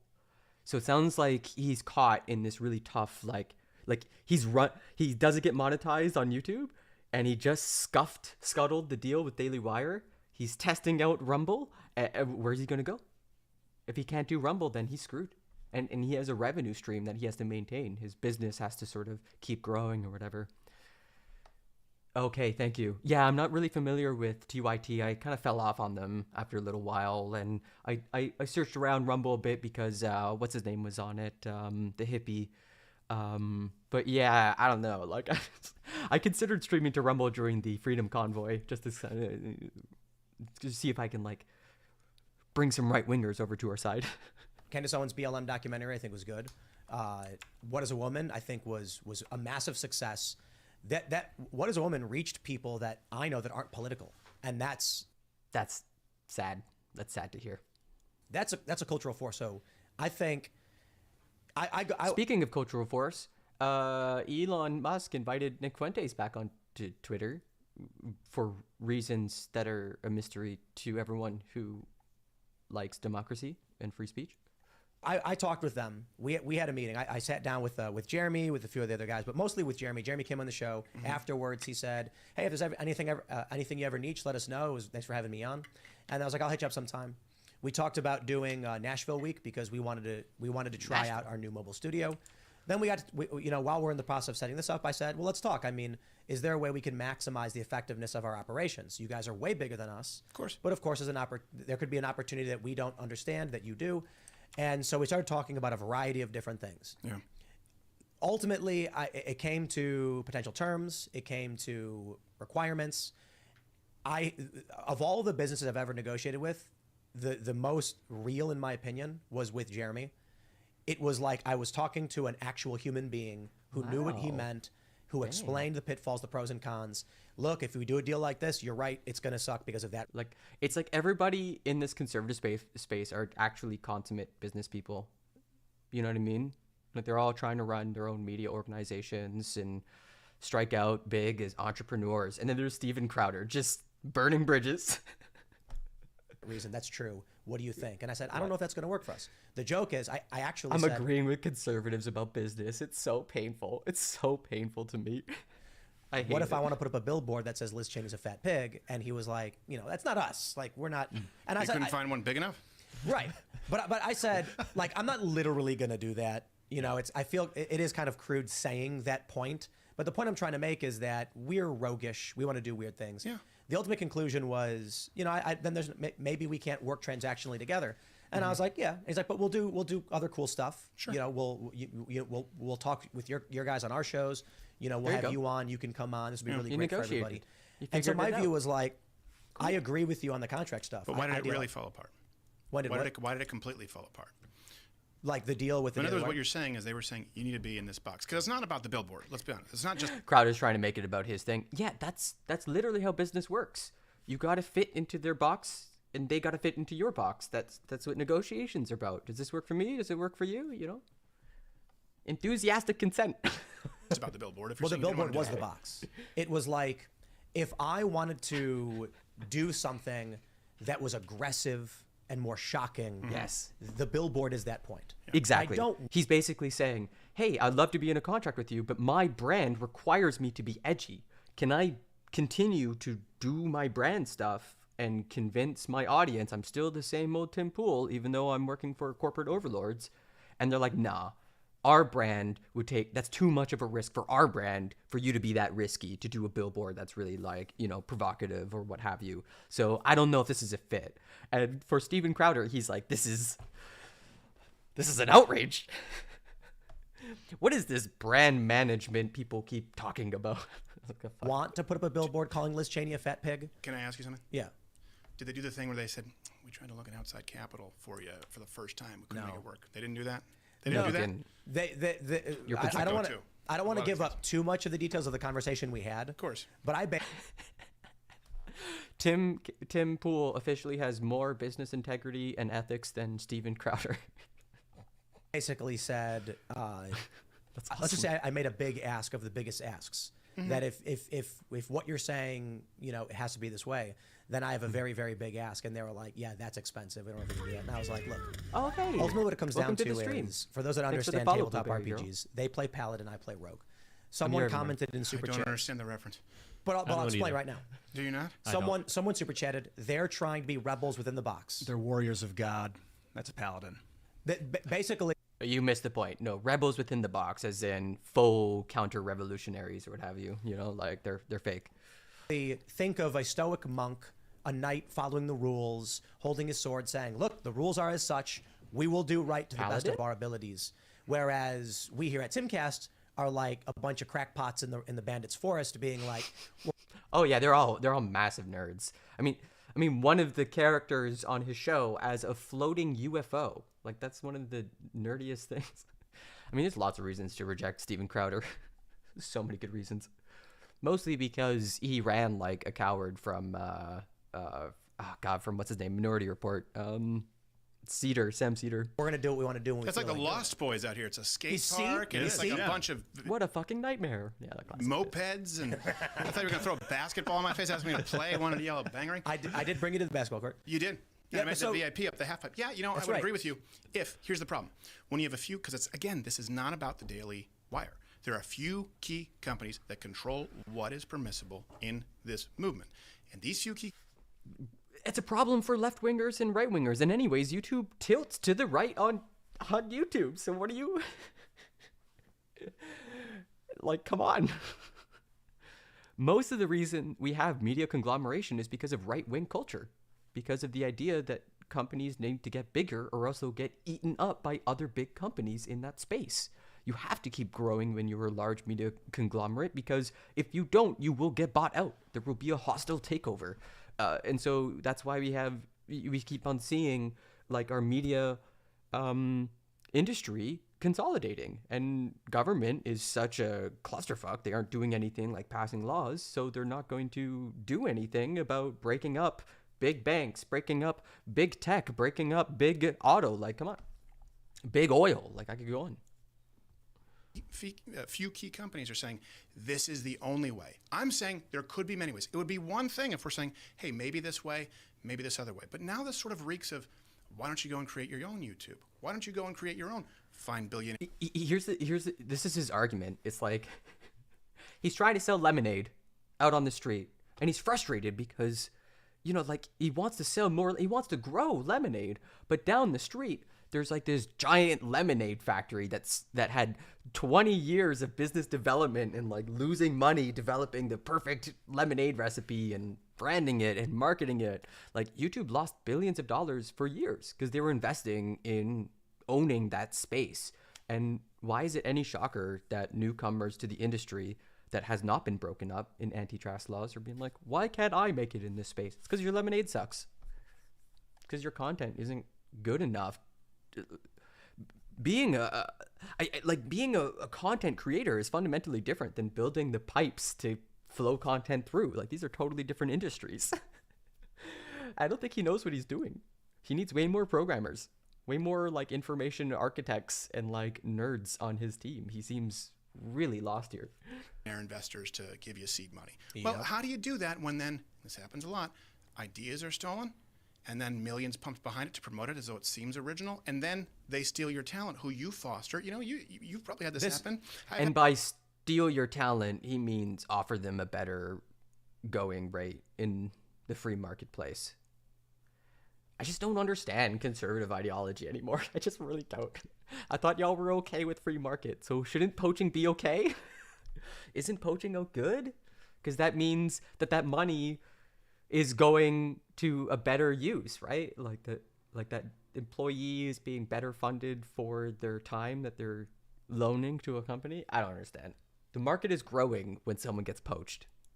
Had it happen with dozens of people. The picture I sent you of people working at our company, there's at least 4 or 5 there who worked for me. They were young. Other big networks in this space came in, offered them a bunch of money. I said, look, I'm not going to keep you. I give you a letter of recommendation. After 6 months, they come back. So I wanted to address what you were just saying about these companies playing by the rules.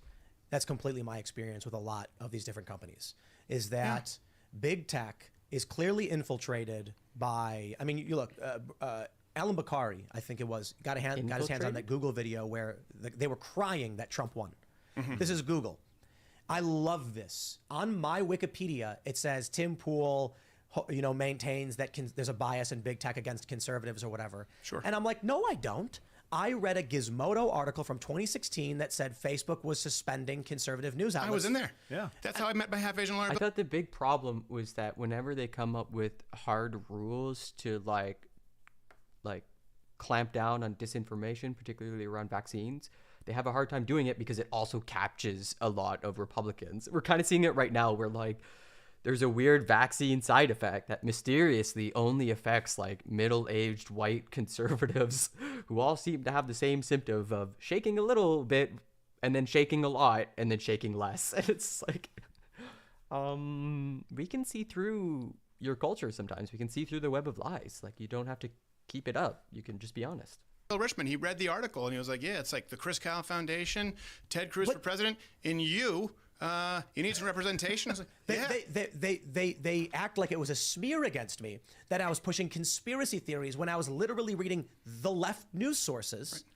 Right. So anyway, I mean, lefters can produce conspiracy. They set these terms, these big tech companies, and then what happens is the leftist organizations clearly say the stupidest and craziest things.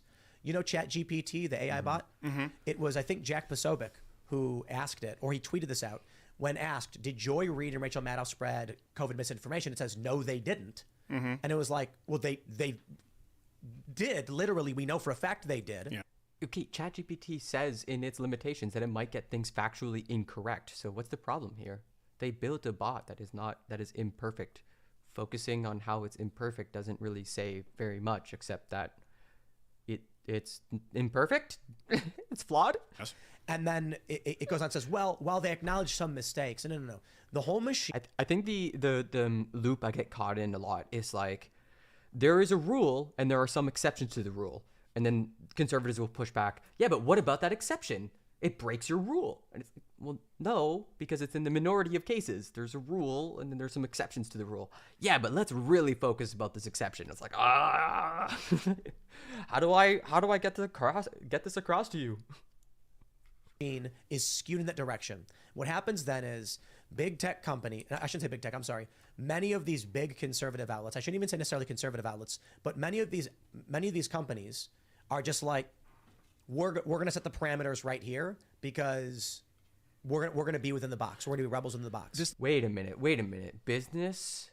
Businesses are trying to operate within the box so that they don't raise the risk to their business? No, that doesn't make any sense at all. Why would highly visible, extremely profitable Fortune 100 companies be playing within the box?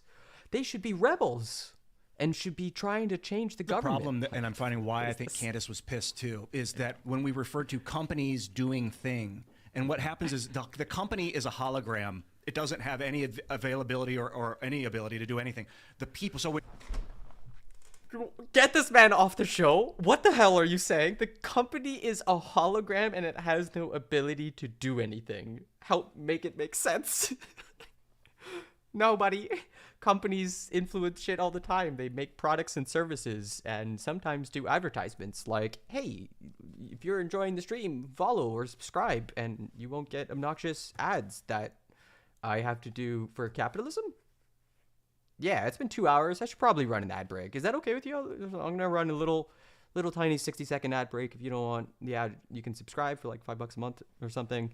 And yeah, we'll see. Although I think this starts pre-rolls too. Oh man, I hate the ad structure on Twitch. It's awful.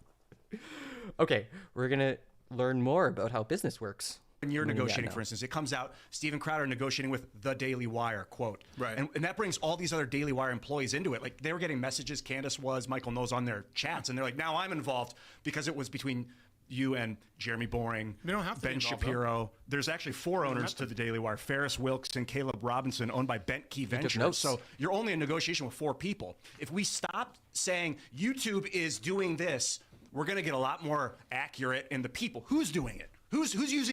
Bro, they're representatives. They represent like a massive institution at times. It might just be 4 people in the room, but they're reporting to others. Like, why does this have to be explained? YouTube is a filler. Yeah, I want to know. And also that leaves out... What is it, like no king rules alone? Unnecessary collateral damage. Yeah. Well, like I was saying, it's like they send out on YouTube, you know, they send out representatives to conservatives, and they're patsies for the higher-ups. But when you get coming back to you time and time again, you know, if you did what company X, if you did what company, meaning big conservative companies who have meetings with them, if you did that, we might be able to get you remonetized or at least not suspended. And that's what, I mean, this is the thing. Is there any examples you could give us about key issues specifically about that? Yeah, anything relating, you know, back in the day on trans issues. You know, for example, we had a character like we did for a long time. Trenny Bain was a character that we did. He had a bunch of like really racy, sometimes straight up racist. Like, isn't there the skit that Crowder did where he's like putting on an Asian hat and doing like the Asian racist mouth words? Like, it's like really, really bad. I think the Surfs brings it up. Dark Knight series, and the whole idea was an uprising, you know, Arkham Asylum against YouTube. They said you can't do that anymore. There was one where Can't they do transphobia anymore. You can't do transphobia. Based. I hope YouTube cracks down on transphobia and conservatives can cry all they want that there's a cultural Marxism or whatever the hell they want to call it. Like, fuck off. Shirt that we had, which wasn't even on YouTube. The socialism was for Fig shirt. You don't want to know the funny story about that? I've never seen John laugh so hard. Right? Was we started selling on the website because it's socialism is for figs. It's a play on words. You may not like it, but people also need to know. Like, if you, from the people who talk so much about responsibility and free speech, the last thing you'll find is a conservative being honest about the consequences of their speech and accepting the consequences, accepting responsibility for the harm they might be causing with their mouth words. Like, Jesus. No, it's all going to be spun into this extremely complex, hyper ridiculous, like woke cultural Marxist. Like, oh man, I can't even follow it anymore. Che Guevara executed gays, right? This is a guy, if when you wear a Che Guevara shirt, you're wearing a Hitler who was less successful in being charismatic and duping people. Not saying Hitler was successful. I'm saying he was a genocidal maniac. So my man just compared Che Guevara, the doctor, who became a revolutionary and is widely known for his ideas, more so than his guerrilla tactics, which were widely successful, to Hitler. Okay, buddy, we're taking you seriously. Okay, buddy. Of course, we're mocking him. YouTube says, well, you can't do that. That shirt is hate speech. It's off the platform. So what we ended up selling at the Crowder shop was a mystery box. And I get a call from one of the most senior executives at YouTube. And I go, we know you're trying to skirt our rules. Please stop being an asshole. What? They go, we know what's in the box. Yeah, they're treating you like a child. And that sigh is, I can't believe I have to treat you, a full-grown adult, like a child. I thought when we had a conversation about this that you understood me and that we were going to carry on our merry days and go make money. But nah, you had to play a child and try to skirt the rules, and now we have to have this conversation. I gotta like come down on you. It's insane. Responsibility for your actions. Impossible challenge. And I was like, I'm thinking someone in Silicon Valley is opening it like, and so we stopped selling. But that's something that's. I think this is like conservative humor. I've been trying like a long time to understand what makes a joke in conservative spaces, and I find oftentimes it's like I got to be a kid when adults were trying to tell me no. I got to do the thing I wanted because freedom or whatever, despite adversity. Like that's what humor is. And also these people look funny and weird. That's also like the other branch of conservative humor, and all of it's really bad. It's really they all laughed at it, but there's no real joke there other than I was a child. Completely off the platform. But the point is, right, there needs to be someone standing up to these giant organizations. And when you say, like Jeremy said in his video, well, you know, we only met with Susan Wojcicki once and we were really going in and defending Steve. I say, okay, hold on a second. Are you the biggest, most influential, fastest growing conservative network in the world? Or did you spend time going in and fighting for the little guy and were completely ineffectual? You can't have both. One of those things is true. The inconsistencies are the issue here, and that's a tactic of the left. Here's I fully expect them to come out and say, why does he keep bringing up the left? There's no left-wingers in this conversation at all. I'm pretty sure, correct me if I'm wrong here, chat, Daily Wire's right-wing, right? These are right-wingers talking to right-wingers being criticized by right-wingers? Just want to check. This is a lie. This is a lie. Switch the narrative from the phone call. Switch the narrative from the money. Now that that's gone, probably a hit list like the Vox Apocalypse. Probably get personal. This is why people don't speak out. This is why good people don't run for office, and we shouldn't be doing that on the right. Bless you. Thank you. I want to pull up this this story right here. I have no idea what did Steven just say? Did he say anything that made sense? That story. Weird ramble. Look at this email that you've shown me. Yeah. The Daily Wire tried poaching one of your employees, and what would make this significant is if this happened after your negotiations. Okay, so after you're talking. Okay, we live in a world of hostile corporate takeovers, and you're actually upset that the media organization tried to turn the screw by poaching one of your key employees after you blew up a deal by secretly recording them? Oh no, if it isn't the consequences of my actions, I probably shouldn't have made an enemy. I don't know. It seems pretty obvious. It's not the first time that this has happened. But real quick. After you were talking with the Daily Wire about small business owner pays good talent shit money, like you could look at this from a left-wing perspective. You know, that worker should go get paid what they're worth. Wasting their time at Crowder. Potentially doing a deal. Yep. They reach out to your employees, and I'm looking at the email right here saying that they came across the social media manager. Yeah. Hey, they got a great opportunity. Join the new counterculture. It says they emailed your staff and said, "Come work for us instead." Awesome. That's awesome. That's awesome. Imagine like finishing a contract, and the dude's going does a hit piece being like, "I thought we were friends," and you go, "Oh, I'm gonna try to poach your entire staff." That's actually a giant Chad mood. Super Chad. Not sound like something a friend would do. No, and the only reason I'm showing you that is I'm not going to be showing receipts from third parties who are blameless victims, right? Gary said you can show that. He came right to me and said, hey, look, this came up. I said, hey, You're back. I'll probably I'm just gonna offer check on you something. more money, and I'll write you a letter of recommendation. He said, no, I know you guys want to be monetized. And the issue that took place in the conversation, it might even be in the one that you saw where I said, like, they're like, well, we do have a social media department. I said, well, we do it here. That was the one thing that we talked about maybe splitting, I think, at some point. And I said, I have Gary, and he's awesome. So he was named. How long after you did that call about the term sheet did they send this email? I don't know the day. I know it was definitely after the talks completely fell through. So you probably have the timeline, but what happened is there was a week where the election happened, right? Rumble, because we were banned from YouTube going into the election, which I'm sure was a chance, just happenstance. And then we did that, and I thought I was really kind of securing the future, for my children. Because I'm like, okay, there are other players in this space. People kind of know I'm a free agent. Did he say he's securing the future for the little guy? Performance on election night is going to be big, because last time it was the biggest election stream ever, right? It was like 16, 17 million people across the platforms. We're only doing it on Rumble. So wanted to do that, and I was really nervous. Okay, it went well. Then I did 2 shows at the Ryman, the original Grand Ole Opry, in Nashville. And some Daily Wire people came out, and the shows went really well. I mean, if people need, eventually I'll release a special, but if people need to see the clips, standing O to both shows, and Dave was there and did fantastically well too. And you think, okay, you can't do any better. Ruben? No, just me and Dave. Oh, Dave Landau. Dave Landau, yeah. Oh, right. No. Yeah. I guess he does. He does comedy stuff with Peterson. Yeah, Landau. And then after you gave me that look. No. I was just very confused. I thought that there were hallucinogens in here from because that's the first thing he asked me. He's like, "Have you ever taken hallucinogens?" Said it wasn't in there. Yes. Then after that, trusted you. So after that, we'd had those conversations about like this. These are the sticking points, right? And please, like, we got to figure out a better way to do this because it stifles the movement. After that, it was.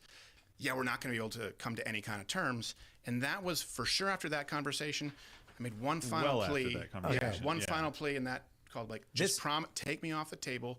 Promise me you won't do it to other people. And the question is, look, did you... You shouted at him, you should change your business model because your profits stand in the way of our culture.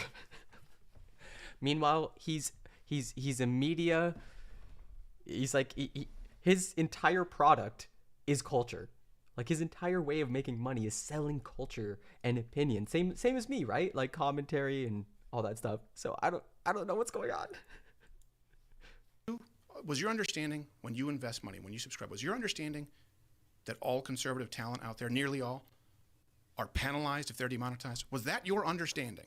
I love how he's staring straight into her eyes. He's looking to the camera. He's trying to be very like emphatic. Sincere. Was that your understanding that then they are penalized if they are suspended? Then they are penalized if they don't take as many lives? Was that your understanding when you were investing in people going out there and fighting for you? Because I know the feedback that I get at these live shows with thousands of people at every event. And it's not a hard-earned dollar that I take lightly. People feel powerless. It's not a hard-earned dollar I take lightly. The man who turned his nose at a $50 million ad deal talking about production costs when his major show is him talking on a microphone, and the show that got him famous was him talking on a table on campuses. Like, I don't understand. What do you need so much money for? Say there's only so much I can do. At least that guy can go out and fight for me. And I'd like it to be these guys and girls, not a guy. And for context, too, it's very important. These fees pertain to strikes and bannings on the major big tech platforms, irrespective of your viewership on the alternatives we're all trying to help. Or subscribership. Or subscribers or sponsors. Right. And it's demonetization. Okay, but it's because they're clearly getting money from those big platforms. That's just where the revenue stream is. Too. Now, here's an important picture that should be painted. A lot of people are saying, Crowder, you recorded Jeremy. That's not what friends do. They're surprised by it.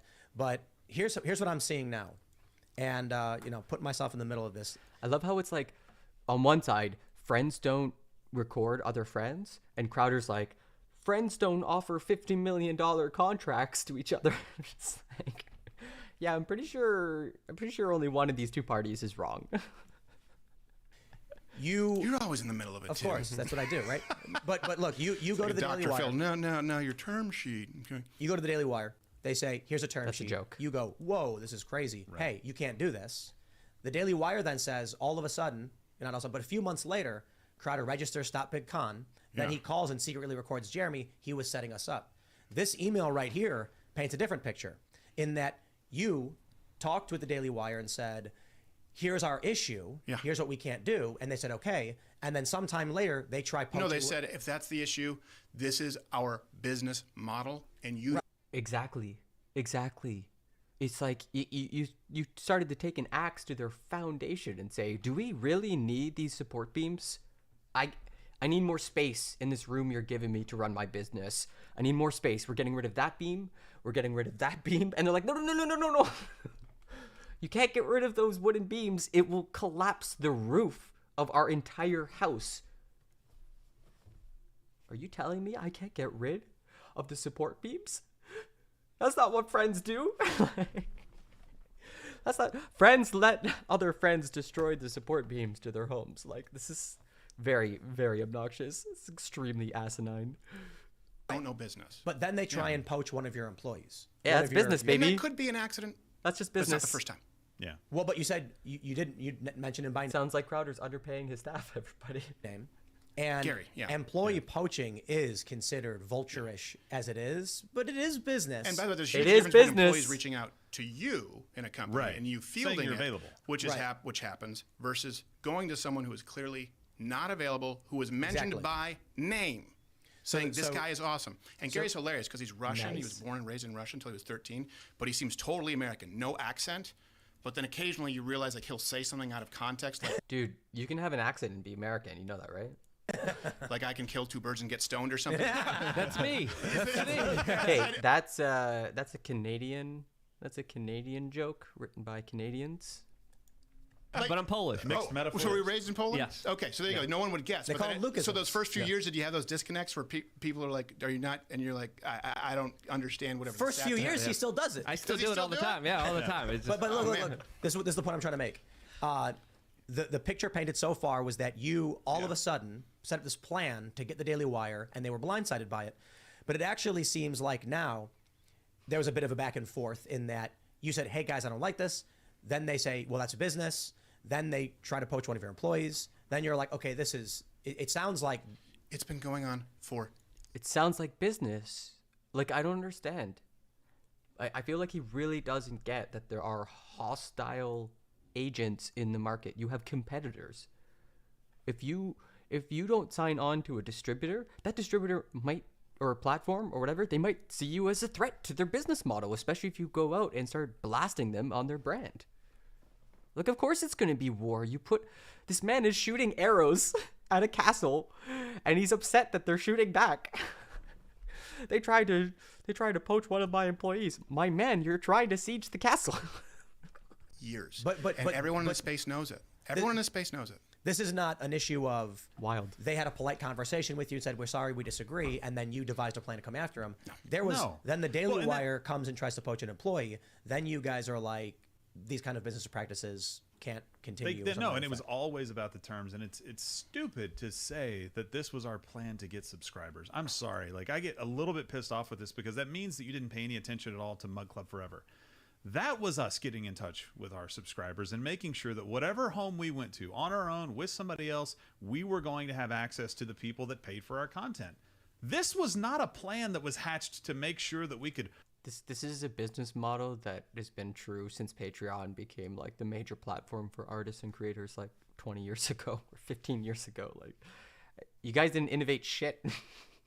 Right off into freedom and do whatever the hell we wanted with this really great email list. It would be the hardest way for that. We said it. Yeah. It was clear. And you saw the numbers there. It sounds like you guys are like right on the precipice of creating your own network or your own website where people pay you $10 a month and just get access And I to really that. don't want to have to do that. Like, here's the thing, right? Wouldn't it be great if you could link arms with? My man doesn't want to do it. Well, probably because it's way harder than it looks. Like, you're gonna have to deal with server infrastructure and networking and people trying to hack your shit. Like, it's gonna be way more of a problem. And then you're gonna be in the position of the Daily Wire when you want to grow that network and have new content creators, these small timers that you're going to take a chance on, and you're going to be in the position of offering them media deals where your brand isn't at risk. It's insane. You can't even see like 5 years into the future. It's wild. These self-professed, most powerful people on our side who are supposedly fighting for us. But the problem is when they say, We have no interest in doing that. You go, wait, hold on a second. Here's the good news. I bring tidings with great joy. We can get just as many viewers on Rumble as you can on YouTube. And by the way, stay on YouTube, but just don't punish conservatives for being demonetized. They go, this is the business. We know, no one else does. I don't want to. So wait, is the problem that they monetize their culture? Is that the problem? That's the problem, right? Like, you can't tell the difference between a business putting out stories for a buck or conservatives waging a culture war, particularly when the culture war is to become a successful entrepreneur or business person or whatever, right? So like that seems to be the problem, is that the ideology allows for the capitalization of pretty much everything, the culture itself. And so, yeah, of course you're going to run into a problem where you can't tell if the Daily Wire is acting in the interest of the culture, which is a product that they sell, or in the interest of the business, which, you know, as it grows and sells more culture, is doing what the culture wants. I don't know. It's they're making this way more complicated than it needs to be. You know, these are your ideals. You want there to be big businesses, for them to make lots of money and to make choices that suit their bottom line. That is conservative ideology in a nutshell. Like, come on. Start a network? If you guys could counteroffer, what would be the things you would counteroffer right now? What deal would you guys take from a big company? Let's not just say the Daily Wire. Let's just say there's another company. What's your ideal deal? Gerald can take. Because here's the problem. I would take a deal. I would have taken a deal that was less money, and more honest, and more freedom, and not penalizing other people. He steps in because I'm like, yeah, it sounds like good money. He's like, you don't know what our expenses are, Gio. I'm like, I don't know, Gerald. You tell me. There are a lot of different terms that you would have to negotiate, and this has been the sticking point from the very beginning, and it kind of goes back to something that you said about Candace getting these questions. Can I grab another water? It is just 100%. You don't start with these terms in the contract. Again, it was like, oh, it's a term sheet, negotiate. Of course we negotiate. Of course, I've been doing that. I understand that is part of the process. That's what you do in these things. But if you're going to start there and we say, hey, that's not something that should be in this movement, and you're like, well, we're not coming back to the table. By the way, after the Ryman, we were expecting them to come back and have changed that and made an offer that we could then start negotiating from. Well, that's the risk, though, right? When you deny one offer, you are risking the entire deal. If you don't come at them with a counteroffer, they're not obliged to offer a different one to you again. You made a risk and it blew up in your face.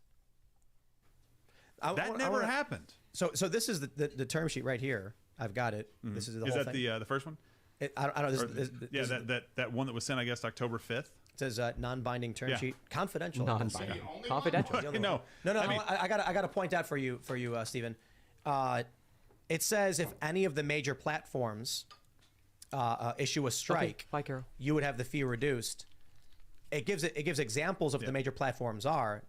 I'm assuming that's not limited to. In which case, it looks like they're basically saying what at their discretion they determine what a major platform is. Mm-hmm. Yes. And then, so if Twitter gave you a suspension, they dock your fee by 25%, even though Twitter is not a major driver of platform or host. Right. But you know what the good news is? Could have been clarified and put in writing. Never was. No. And by the way, I said... Wait, but I mean, they wrote it that way for a reason. They want to remain flexible. They don't want to have somebody who's making their mystery box skirting their rules because they were too specific in the legal contract.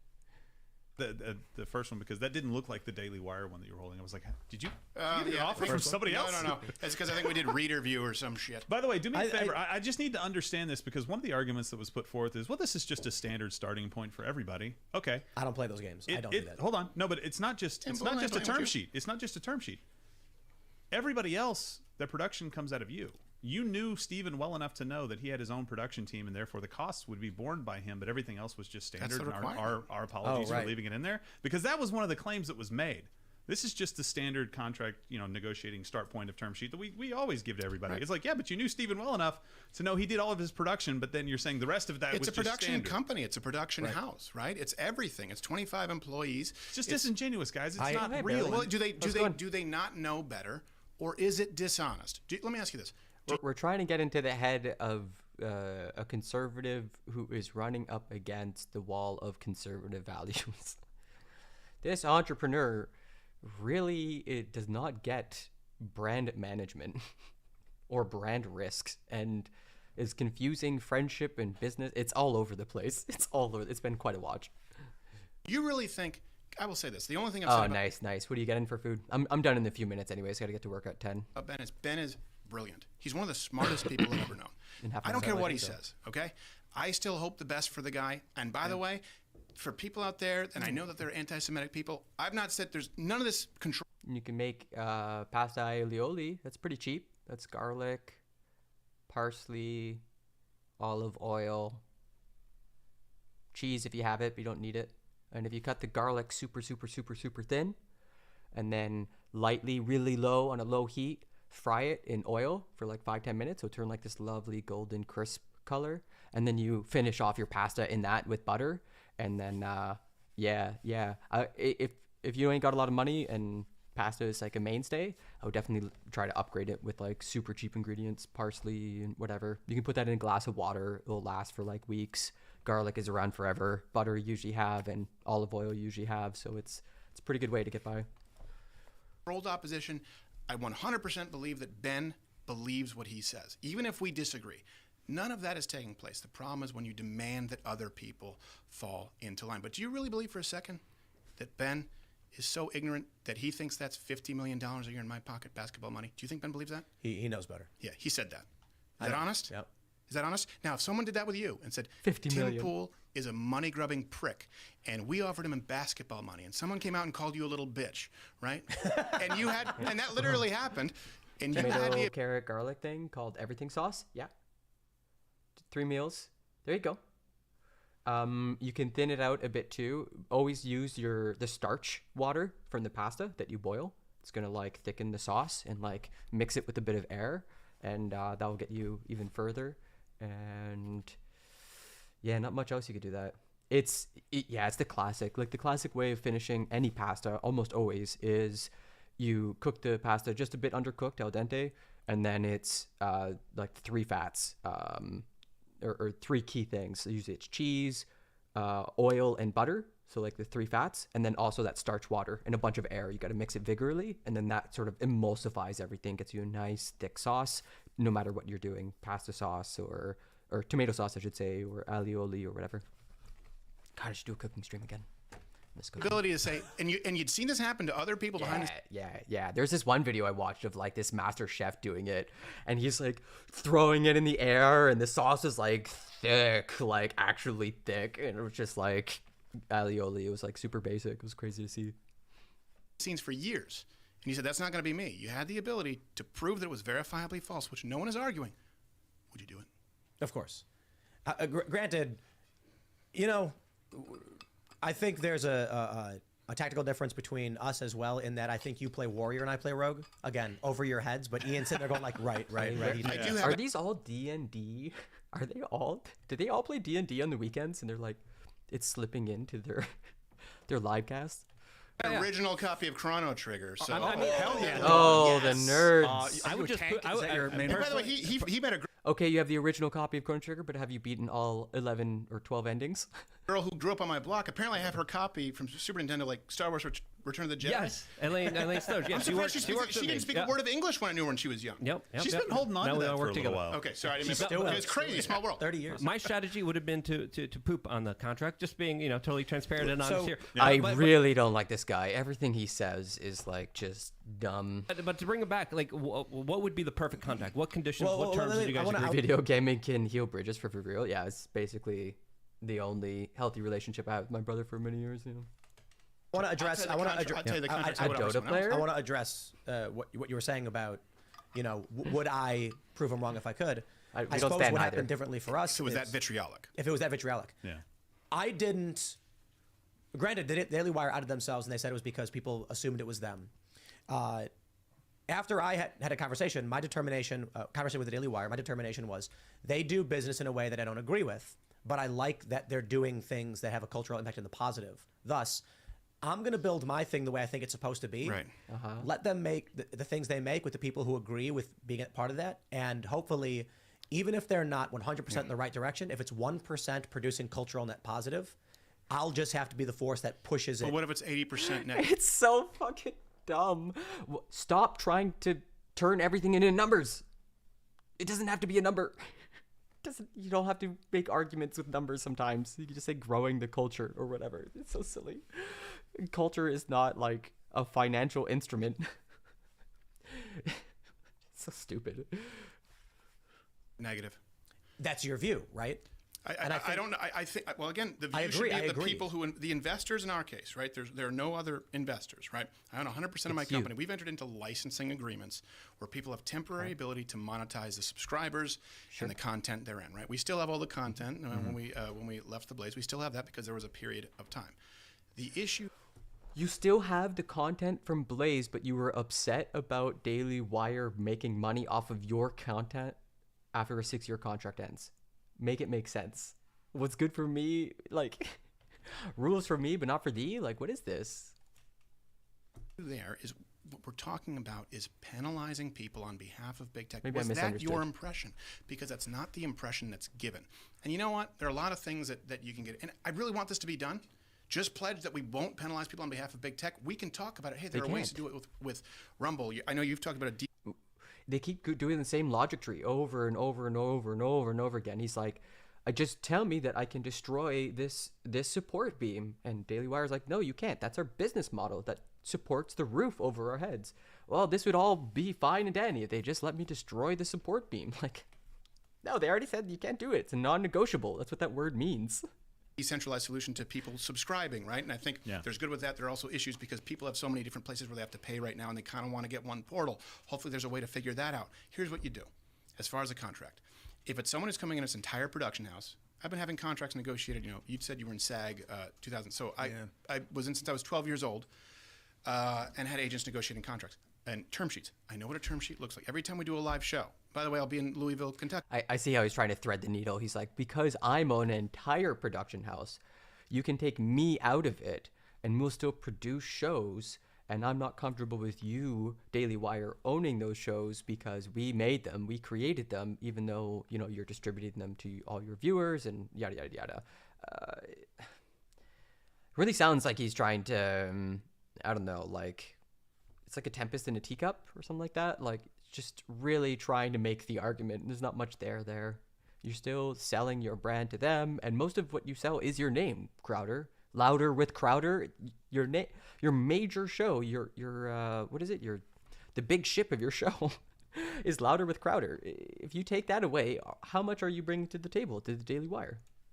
February 10th. I think we're adding a show on Thursday. You can go buy tickets on the website. Every time I do a live show, there's a term sheet. And the term sheet is... Really?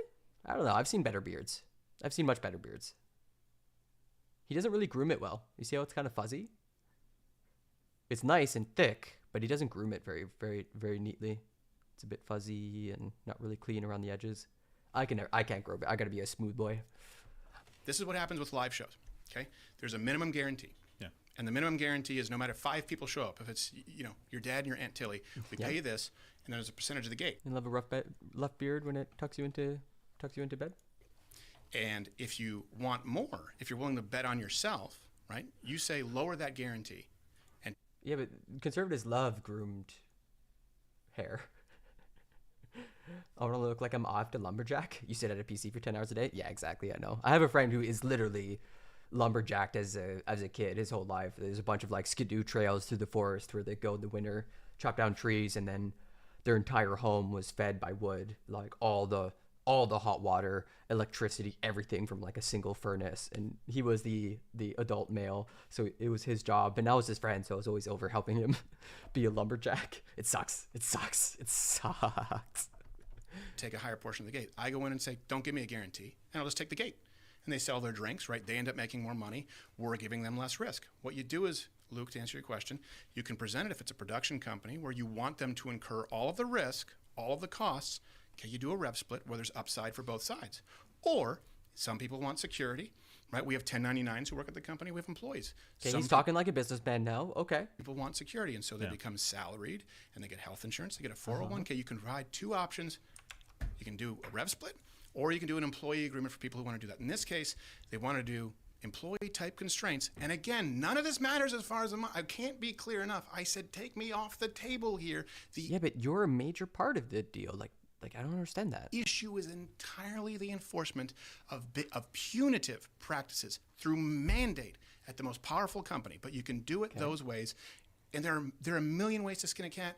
You can make that work, and that's the way that it's done. We both know in the liberal cesspool that is Hollywood, where everyone is out trying to screw. There's many ways to skin a cat, but that's their business model, and you are just one new addition to their distribution circle. They're not going to change their entire business model because you don't like their publishing house. Like, that's not how it works, my guy.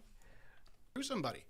They still know that you can't do that. They still know that that's well, not the decision enforceable. to remain monetized rests with the creator and always stays there. It's not a part of Right. the model because Yeah. to your 51%, yes, that's fine unless we fast forward 5 years. 5 years from now, Daily Wire is undisputed #1, 5 million subscribers, and big tech turns the switch. Would it be better to course correct a little bit now with a little bit of pain, or would it be better to wait until it's too late? It's better to do it now because Microsoft could buy Daily Wire tomorrow. Yeah. It's Or as many of these big tech companies are doing, you just adapt by small steps.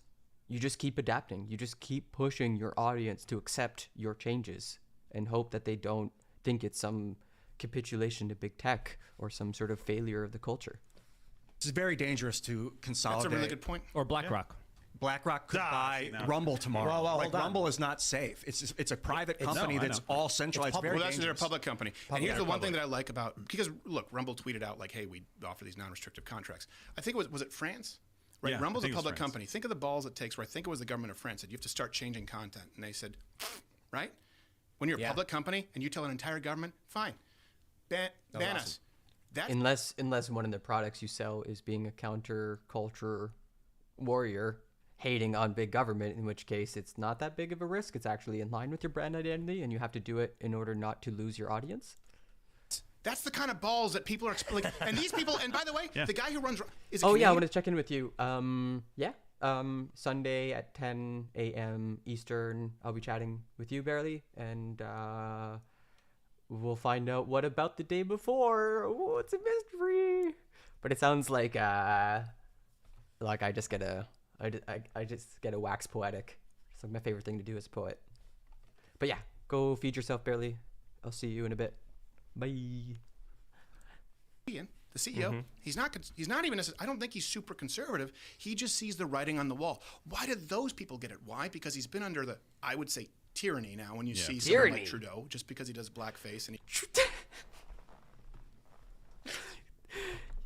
You stay out of my country's politics, okay? The conservatives are already starting to lose their minds and like block our borders and secede. The premier from Alberta seceded because of this right-wing conservative agitprop. Please stop bringing up Canada. Although I can't help bringing up America. I can't help it. he can't throw a jab doesn't mean that he's not a tyrant, right? People have lived under that tyranny. They go, The man who is part of a multi-party representative democracy is actually a tyrant. Okay, buddy. Okay, buddy. we can't let that happen here. So Rumble gets it. They tell France to go fornicate themselves with a wire brush. But the people who take money from hard-earned conservative Americans who are wondering how they can fight back, how they can have a voice, don't see it. Do they not see it? Or is it the business model, right? You can't have That's both. what I'm wondering. Did you feel like your buddy, and then what I mean your buddy, like Jeremy, you and Jeremy are friends-ish or friends or whatever, but that he lowballed you? He knows your value and he lowballed you, and you're like, dude, if you're going to do that to me, I'm going scorched earth. I'll do everything legal in my... It wasn't the lowball. It wasn't the lowball. It was the, hey, look. Wasn't even a Let's just lowball. sit down and talk about how you can do this without mandating through punitive practices against, not some, according to him in his video, all conservative content creators. Let's find a different way because there's no future in this. There's a lot there that's permissible, right? In business, money, I get it. Yeah, lowball, sure. And you know that. Everyone knows that. But what's really hard to deal with is there was a period, like I talked about with Gerald Note, where I was super depressed. Felt kind of hopeless because this has been a long time in the making. And you knock on one door and you have people you think are on your side. You know, it's, no, wait, this is how it works. And then because you don't see behind, the curtain, you hear that we're fighting back against big tech, and you see this offer, and you go, oh, there's no. You thought you were gonna get a sweetheart deal because you were buddies with a powerful person in the industry, in the company you wanted to join, and you're upset you didn't get it, and so you went scorched earth. Well, it's hard to read it any other way. Future here, and the response to this is not right has always been money, money, money, money. I can't stress it enough. So it's not about the money. So what is the It's not future about in the your money. mind then? What needs to be done? It's about the principle of making money for baby streamers. That's the principle that Steven Crowder believes in. First needs to be done is people to mean what they say. And if you are taking money from conservatives out there under the guise that you are fighting big tech, start fucking fighting big tech. Start with that, okay? I don't know about and I know that when I say this, by the way, there are going to be 4 or 5 hatchet men coming from the Daily. I understand that, by the way. Have you seen anyone else in these videos? This is the first time Gerald's been here because I'm like, look, you handle the finances more than I do. It's me. It's 2-on-1, it's 3-on-1, it's 4-on-1. And gee golly, we thought we were friends. And you know what? I'm not going to call anyone a bitch. I mean what I said. Now, I ain't saying he's a bitch. He's said this like 3 or 4 times now. I'm pretty sure he's calling him a bitch. Andrew Klavan's one of my all-time favorite people. I think Jordan Fair Peterson enough. is unbelievable. I'd go to the wall for that guy. I think Ben Shapiro is brilliant. Never met Candace Owens. Michael Knowles, my experience with him, I don't know him as well. I really like him. I like a lot of these people. Good singer. Is he a good singer? Michael, he can play guitar, too. Well, he has that voice. I mean, Andrew Klavan, he told me he had that voice since he was like 6. Where he was like, well, teacher, on Parent-Teacher Appreciation Day, I'll give you an apple. And this is how you talk. And it's genuine. It's genuine. Here's the thing. Keep doing it if that's what they want. I'm not going to, at a certain point, my tolerance will run out. So send 4, send 5. At a certain point, don't send anyone you expect back in one piece. But what will you make, right? You talked in the beginning, you were saying something about it's hard for everyone to just pay all across the board randomly to different people. Like if you want to support a creator, you're on one website, you're on another website. Yes, yeah. Good point. So how would you It's a subscription fatigue, right? You have the same with like Netflix and Hulu. So true. Can I answer your question with a question to Crash Test Dummies here? That doesn't offend you, right? He does look like one. Boys and black. There you go. I love that there's national treasures. What's your question for My him? question for him is because he said, like, this might be a solution. You have this idea. I love that Tim just keeps the train on the tracks. Like, okay, this is actually not that funny or entertaining. Let's just push forward with your question. Or you're creating an actual product. I don't know all of it. Yeah. Have a decentralized way to subscribe to people and also people who get to keep their subscribers. By the way, this isn't Daily Wire. It is industry standard in the conservative sphere. You don't get to know how many subscribers you have. You don't get to take them with you, which only hurts people who are paying if you end up leaving, if you end up not being with the network. Yeah. That's industry standard, not Daily Wire. Again, Stop Big Con was not just about Daily Wire. You don't even know. You don't even get to reach them. That is the standard, not just there. And you mentioned something before the show, and I'm a little ignorant as to what it is. Forgive me. You said it's like this decentralized ability for people to sort of an anti-Patreon is what I think you said. Yeah, it is just basically doing what Patreon does, but without a Patreon middleman. So it'd be a software packet that you download, install on your computer, and then you can start uploading videos through the software packet to Rumble as a server or YouTube as a server, unlisted, the videos. And then people would go to your website where you have a front end hosted with this packet, and they can subscribe $10 a month. Then they can. Okay, but you have to set up a bunch of stuff like financial institutions, and you have to build the hardware, and it's not as easy as this guy's making it sound. See on your website the unlisted videos from the other sites. It's pretty rudimentary. It's what Tim's using, a system like that. He's not if using. you already have it, if you already have a video server set up, you can go find unlisted shit on other people's playlists. I see. That doesn't sound rudimentary at all. That was like Chip Yeah. Douglas with a remote control. Yeah, exactly. Cable stuff. Here's It's incredibly complicated. Yeah, it did sound complicated. Here's the idea. To pull off. The idea right now is that you're an independent creator. Yeah. You go to Patreon, you go to Locals. Yeah. You go to someone else's company, you sign up, there's the infrastructure, you give them 10%. Right. I've done the math. 10% is steep, but they're trying to run a business, have employees. So I get it. Yeah. Sure. So what we were talking about this a long time ago. Make the software. You get your own server space, your cost. You get your own domain, your cost. You install that software for free, open source, and boom, instantly your website is a clone of a subscription service website with an easy-to-use backend for you that networks with anyone else who uses it. You can also blacklist. I know it's easy to say these words, but I know the technology behind this, and this sounds like a clusterfuck. List certain sites from your site if you're like, I don't want my site to recommend this, Like Skittles and rainbows.com. Exactly. Oof. Very nasty stuff right there. So, or it's just you let the algorithm recommend whatever the recommend, like similar words and phrases. So what this does is, if I go to your website and you want to be included in the network, people will see, and this could be bad for business. Some people might want to do it. They will see like recommended Timcast IRL episode with Steven Crowder and be like, oh, I'd like to watch that show too. Sure. Creating. It's so YouTube's one of the powerful things about YouTube is that it recommends shows after shows. Yeah. And that recommendation Every single time you algorithm. watch one of my shows, it's Seth Meyers. Oh, wow. Right. We and get so Lex YouTube, Friedman. This is my do you? point. Yeah, everyone gets That's Lex. way better than Lex Friedman. Seth Meyers. But Lex Friedman's good. This is the point. It used to be legitimate. It used to be that if you watched Crowder, you get recommended similar shows or more Crowder. Okay. Now they're driving everyone away. Right. Yeah. And so they're taking away the natural networking marketing value. Yeah. So our idea was create it decentralized. No one gets a cut of your money. That's your business. You got to spend money on your bandwidth. That's your business. Sure. But it's free, open source, and it rips away from the centralization and creates. So I really like The problem with this is that like the Google algorithm changes constantly. Is basically their major IP is the leading in the industry. Nobody gets search results like Google does, and you're not going to compete with that. Like I don't think it's going to work the way you think it does. The only way it does is if you have a walled garden where people have pre-selected into your conservative ideology space, your culture space, left wing or right wing, and they're like in that network, and now they'll start to get content that's relevant to their interest. But it's not like YouTube where it can take any individual with any sort of views and eventually serve them content that they're interested in. Like you're not going to build this from scratch with open source. Like, are you insane? that. Now, here's the one thing too that Gerald kind of knows is what's always been true north to me is the viewer, right? As a person watching, is how do they get the most value for their money?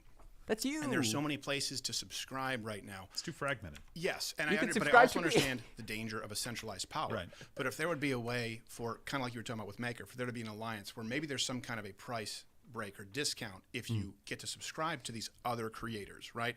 So that you don't have to do $6 on a Patreon here, or $5, on locals here. And by the way, nothing wrong with it. I'm just saying people feel like there's this payment fatigue, this subscription fatigue. If we want to fight the left, right? Think about just what they call the stream with Batista. He's in this like canoe, talking about like Disney, ESPN, and what is it? Disney and Hulu, right? That's a value added. And I think this is what was so disheartening was really hoping that we could do that in the conservative movement where people can kind of get access to a portal and support the people that they want to. I don't know that it's possible. But if there would be some way for the because for the viewer, what's ideal is to be able to get access to more people that they want rather than having it, because the price adds up. That's a good segue. The value for viewers is getting to see other relevant, cool streamers. And that's the segue we're going to end the show with, because I'm going to send y'all over to Gremlo to go say hi, howdy. Again, thanks for the raid, Public Loser. Things are looking up for me. I had a really crazy couple weeks, but it looks like things are coming together.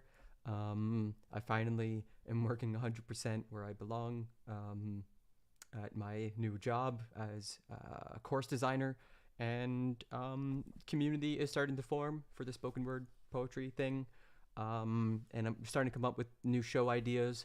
Still looking, if you got ideas for a poetry show. Right now we're thinking like a haiku slam or like a variety hour where poets have to do like 1-minute poems in response to a theme, maybe couple it with an open mic or some music on Thursday nights. So yeah, I hope you enjoyed the broadcast. I hope you enjoyed your stay. I'm here every morning, 7 a.m. Eastern. Super early, I know, but hopefully late for some of you from around the world. I'm gonna send you all off to Gremlo, and I wish you all a wonderful part of your day. I hope that you I hope that you find more patience than you normally would on something that aggravates you. I hope like you sort of like beat a personal best or something in the days to come. Anyways, bye. See you later. Have a good one. Au revoir. Bye. Stream over.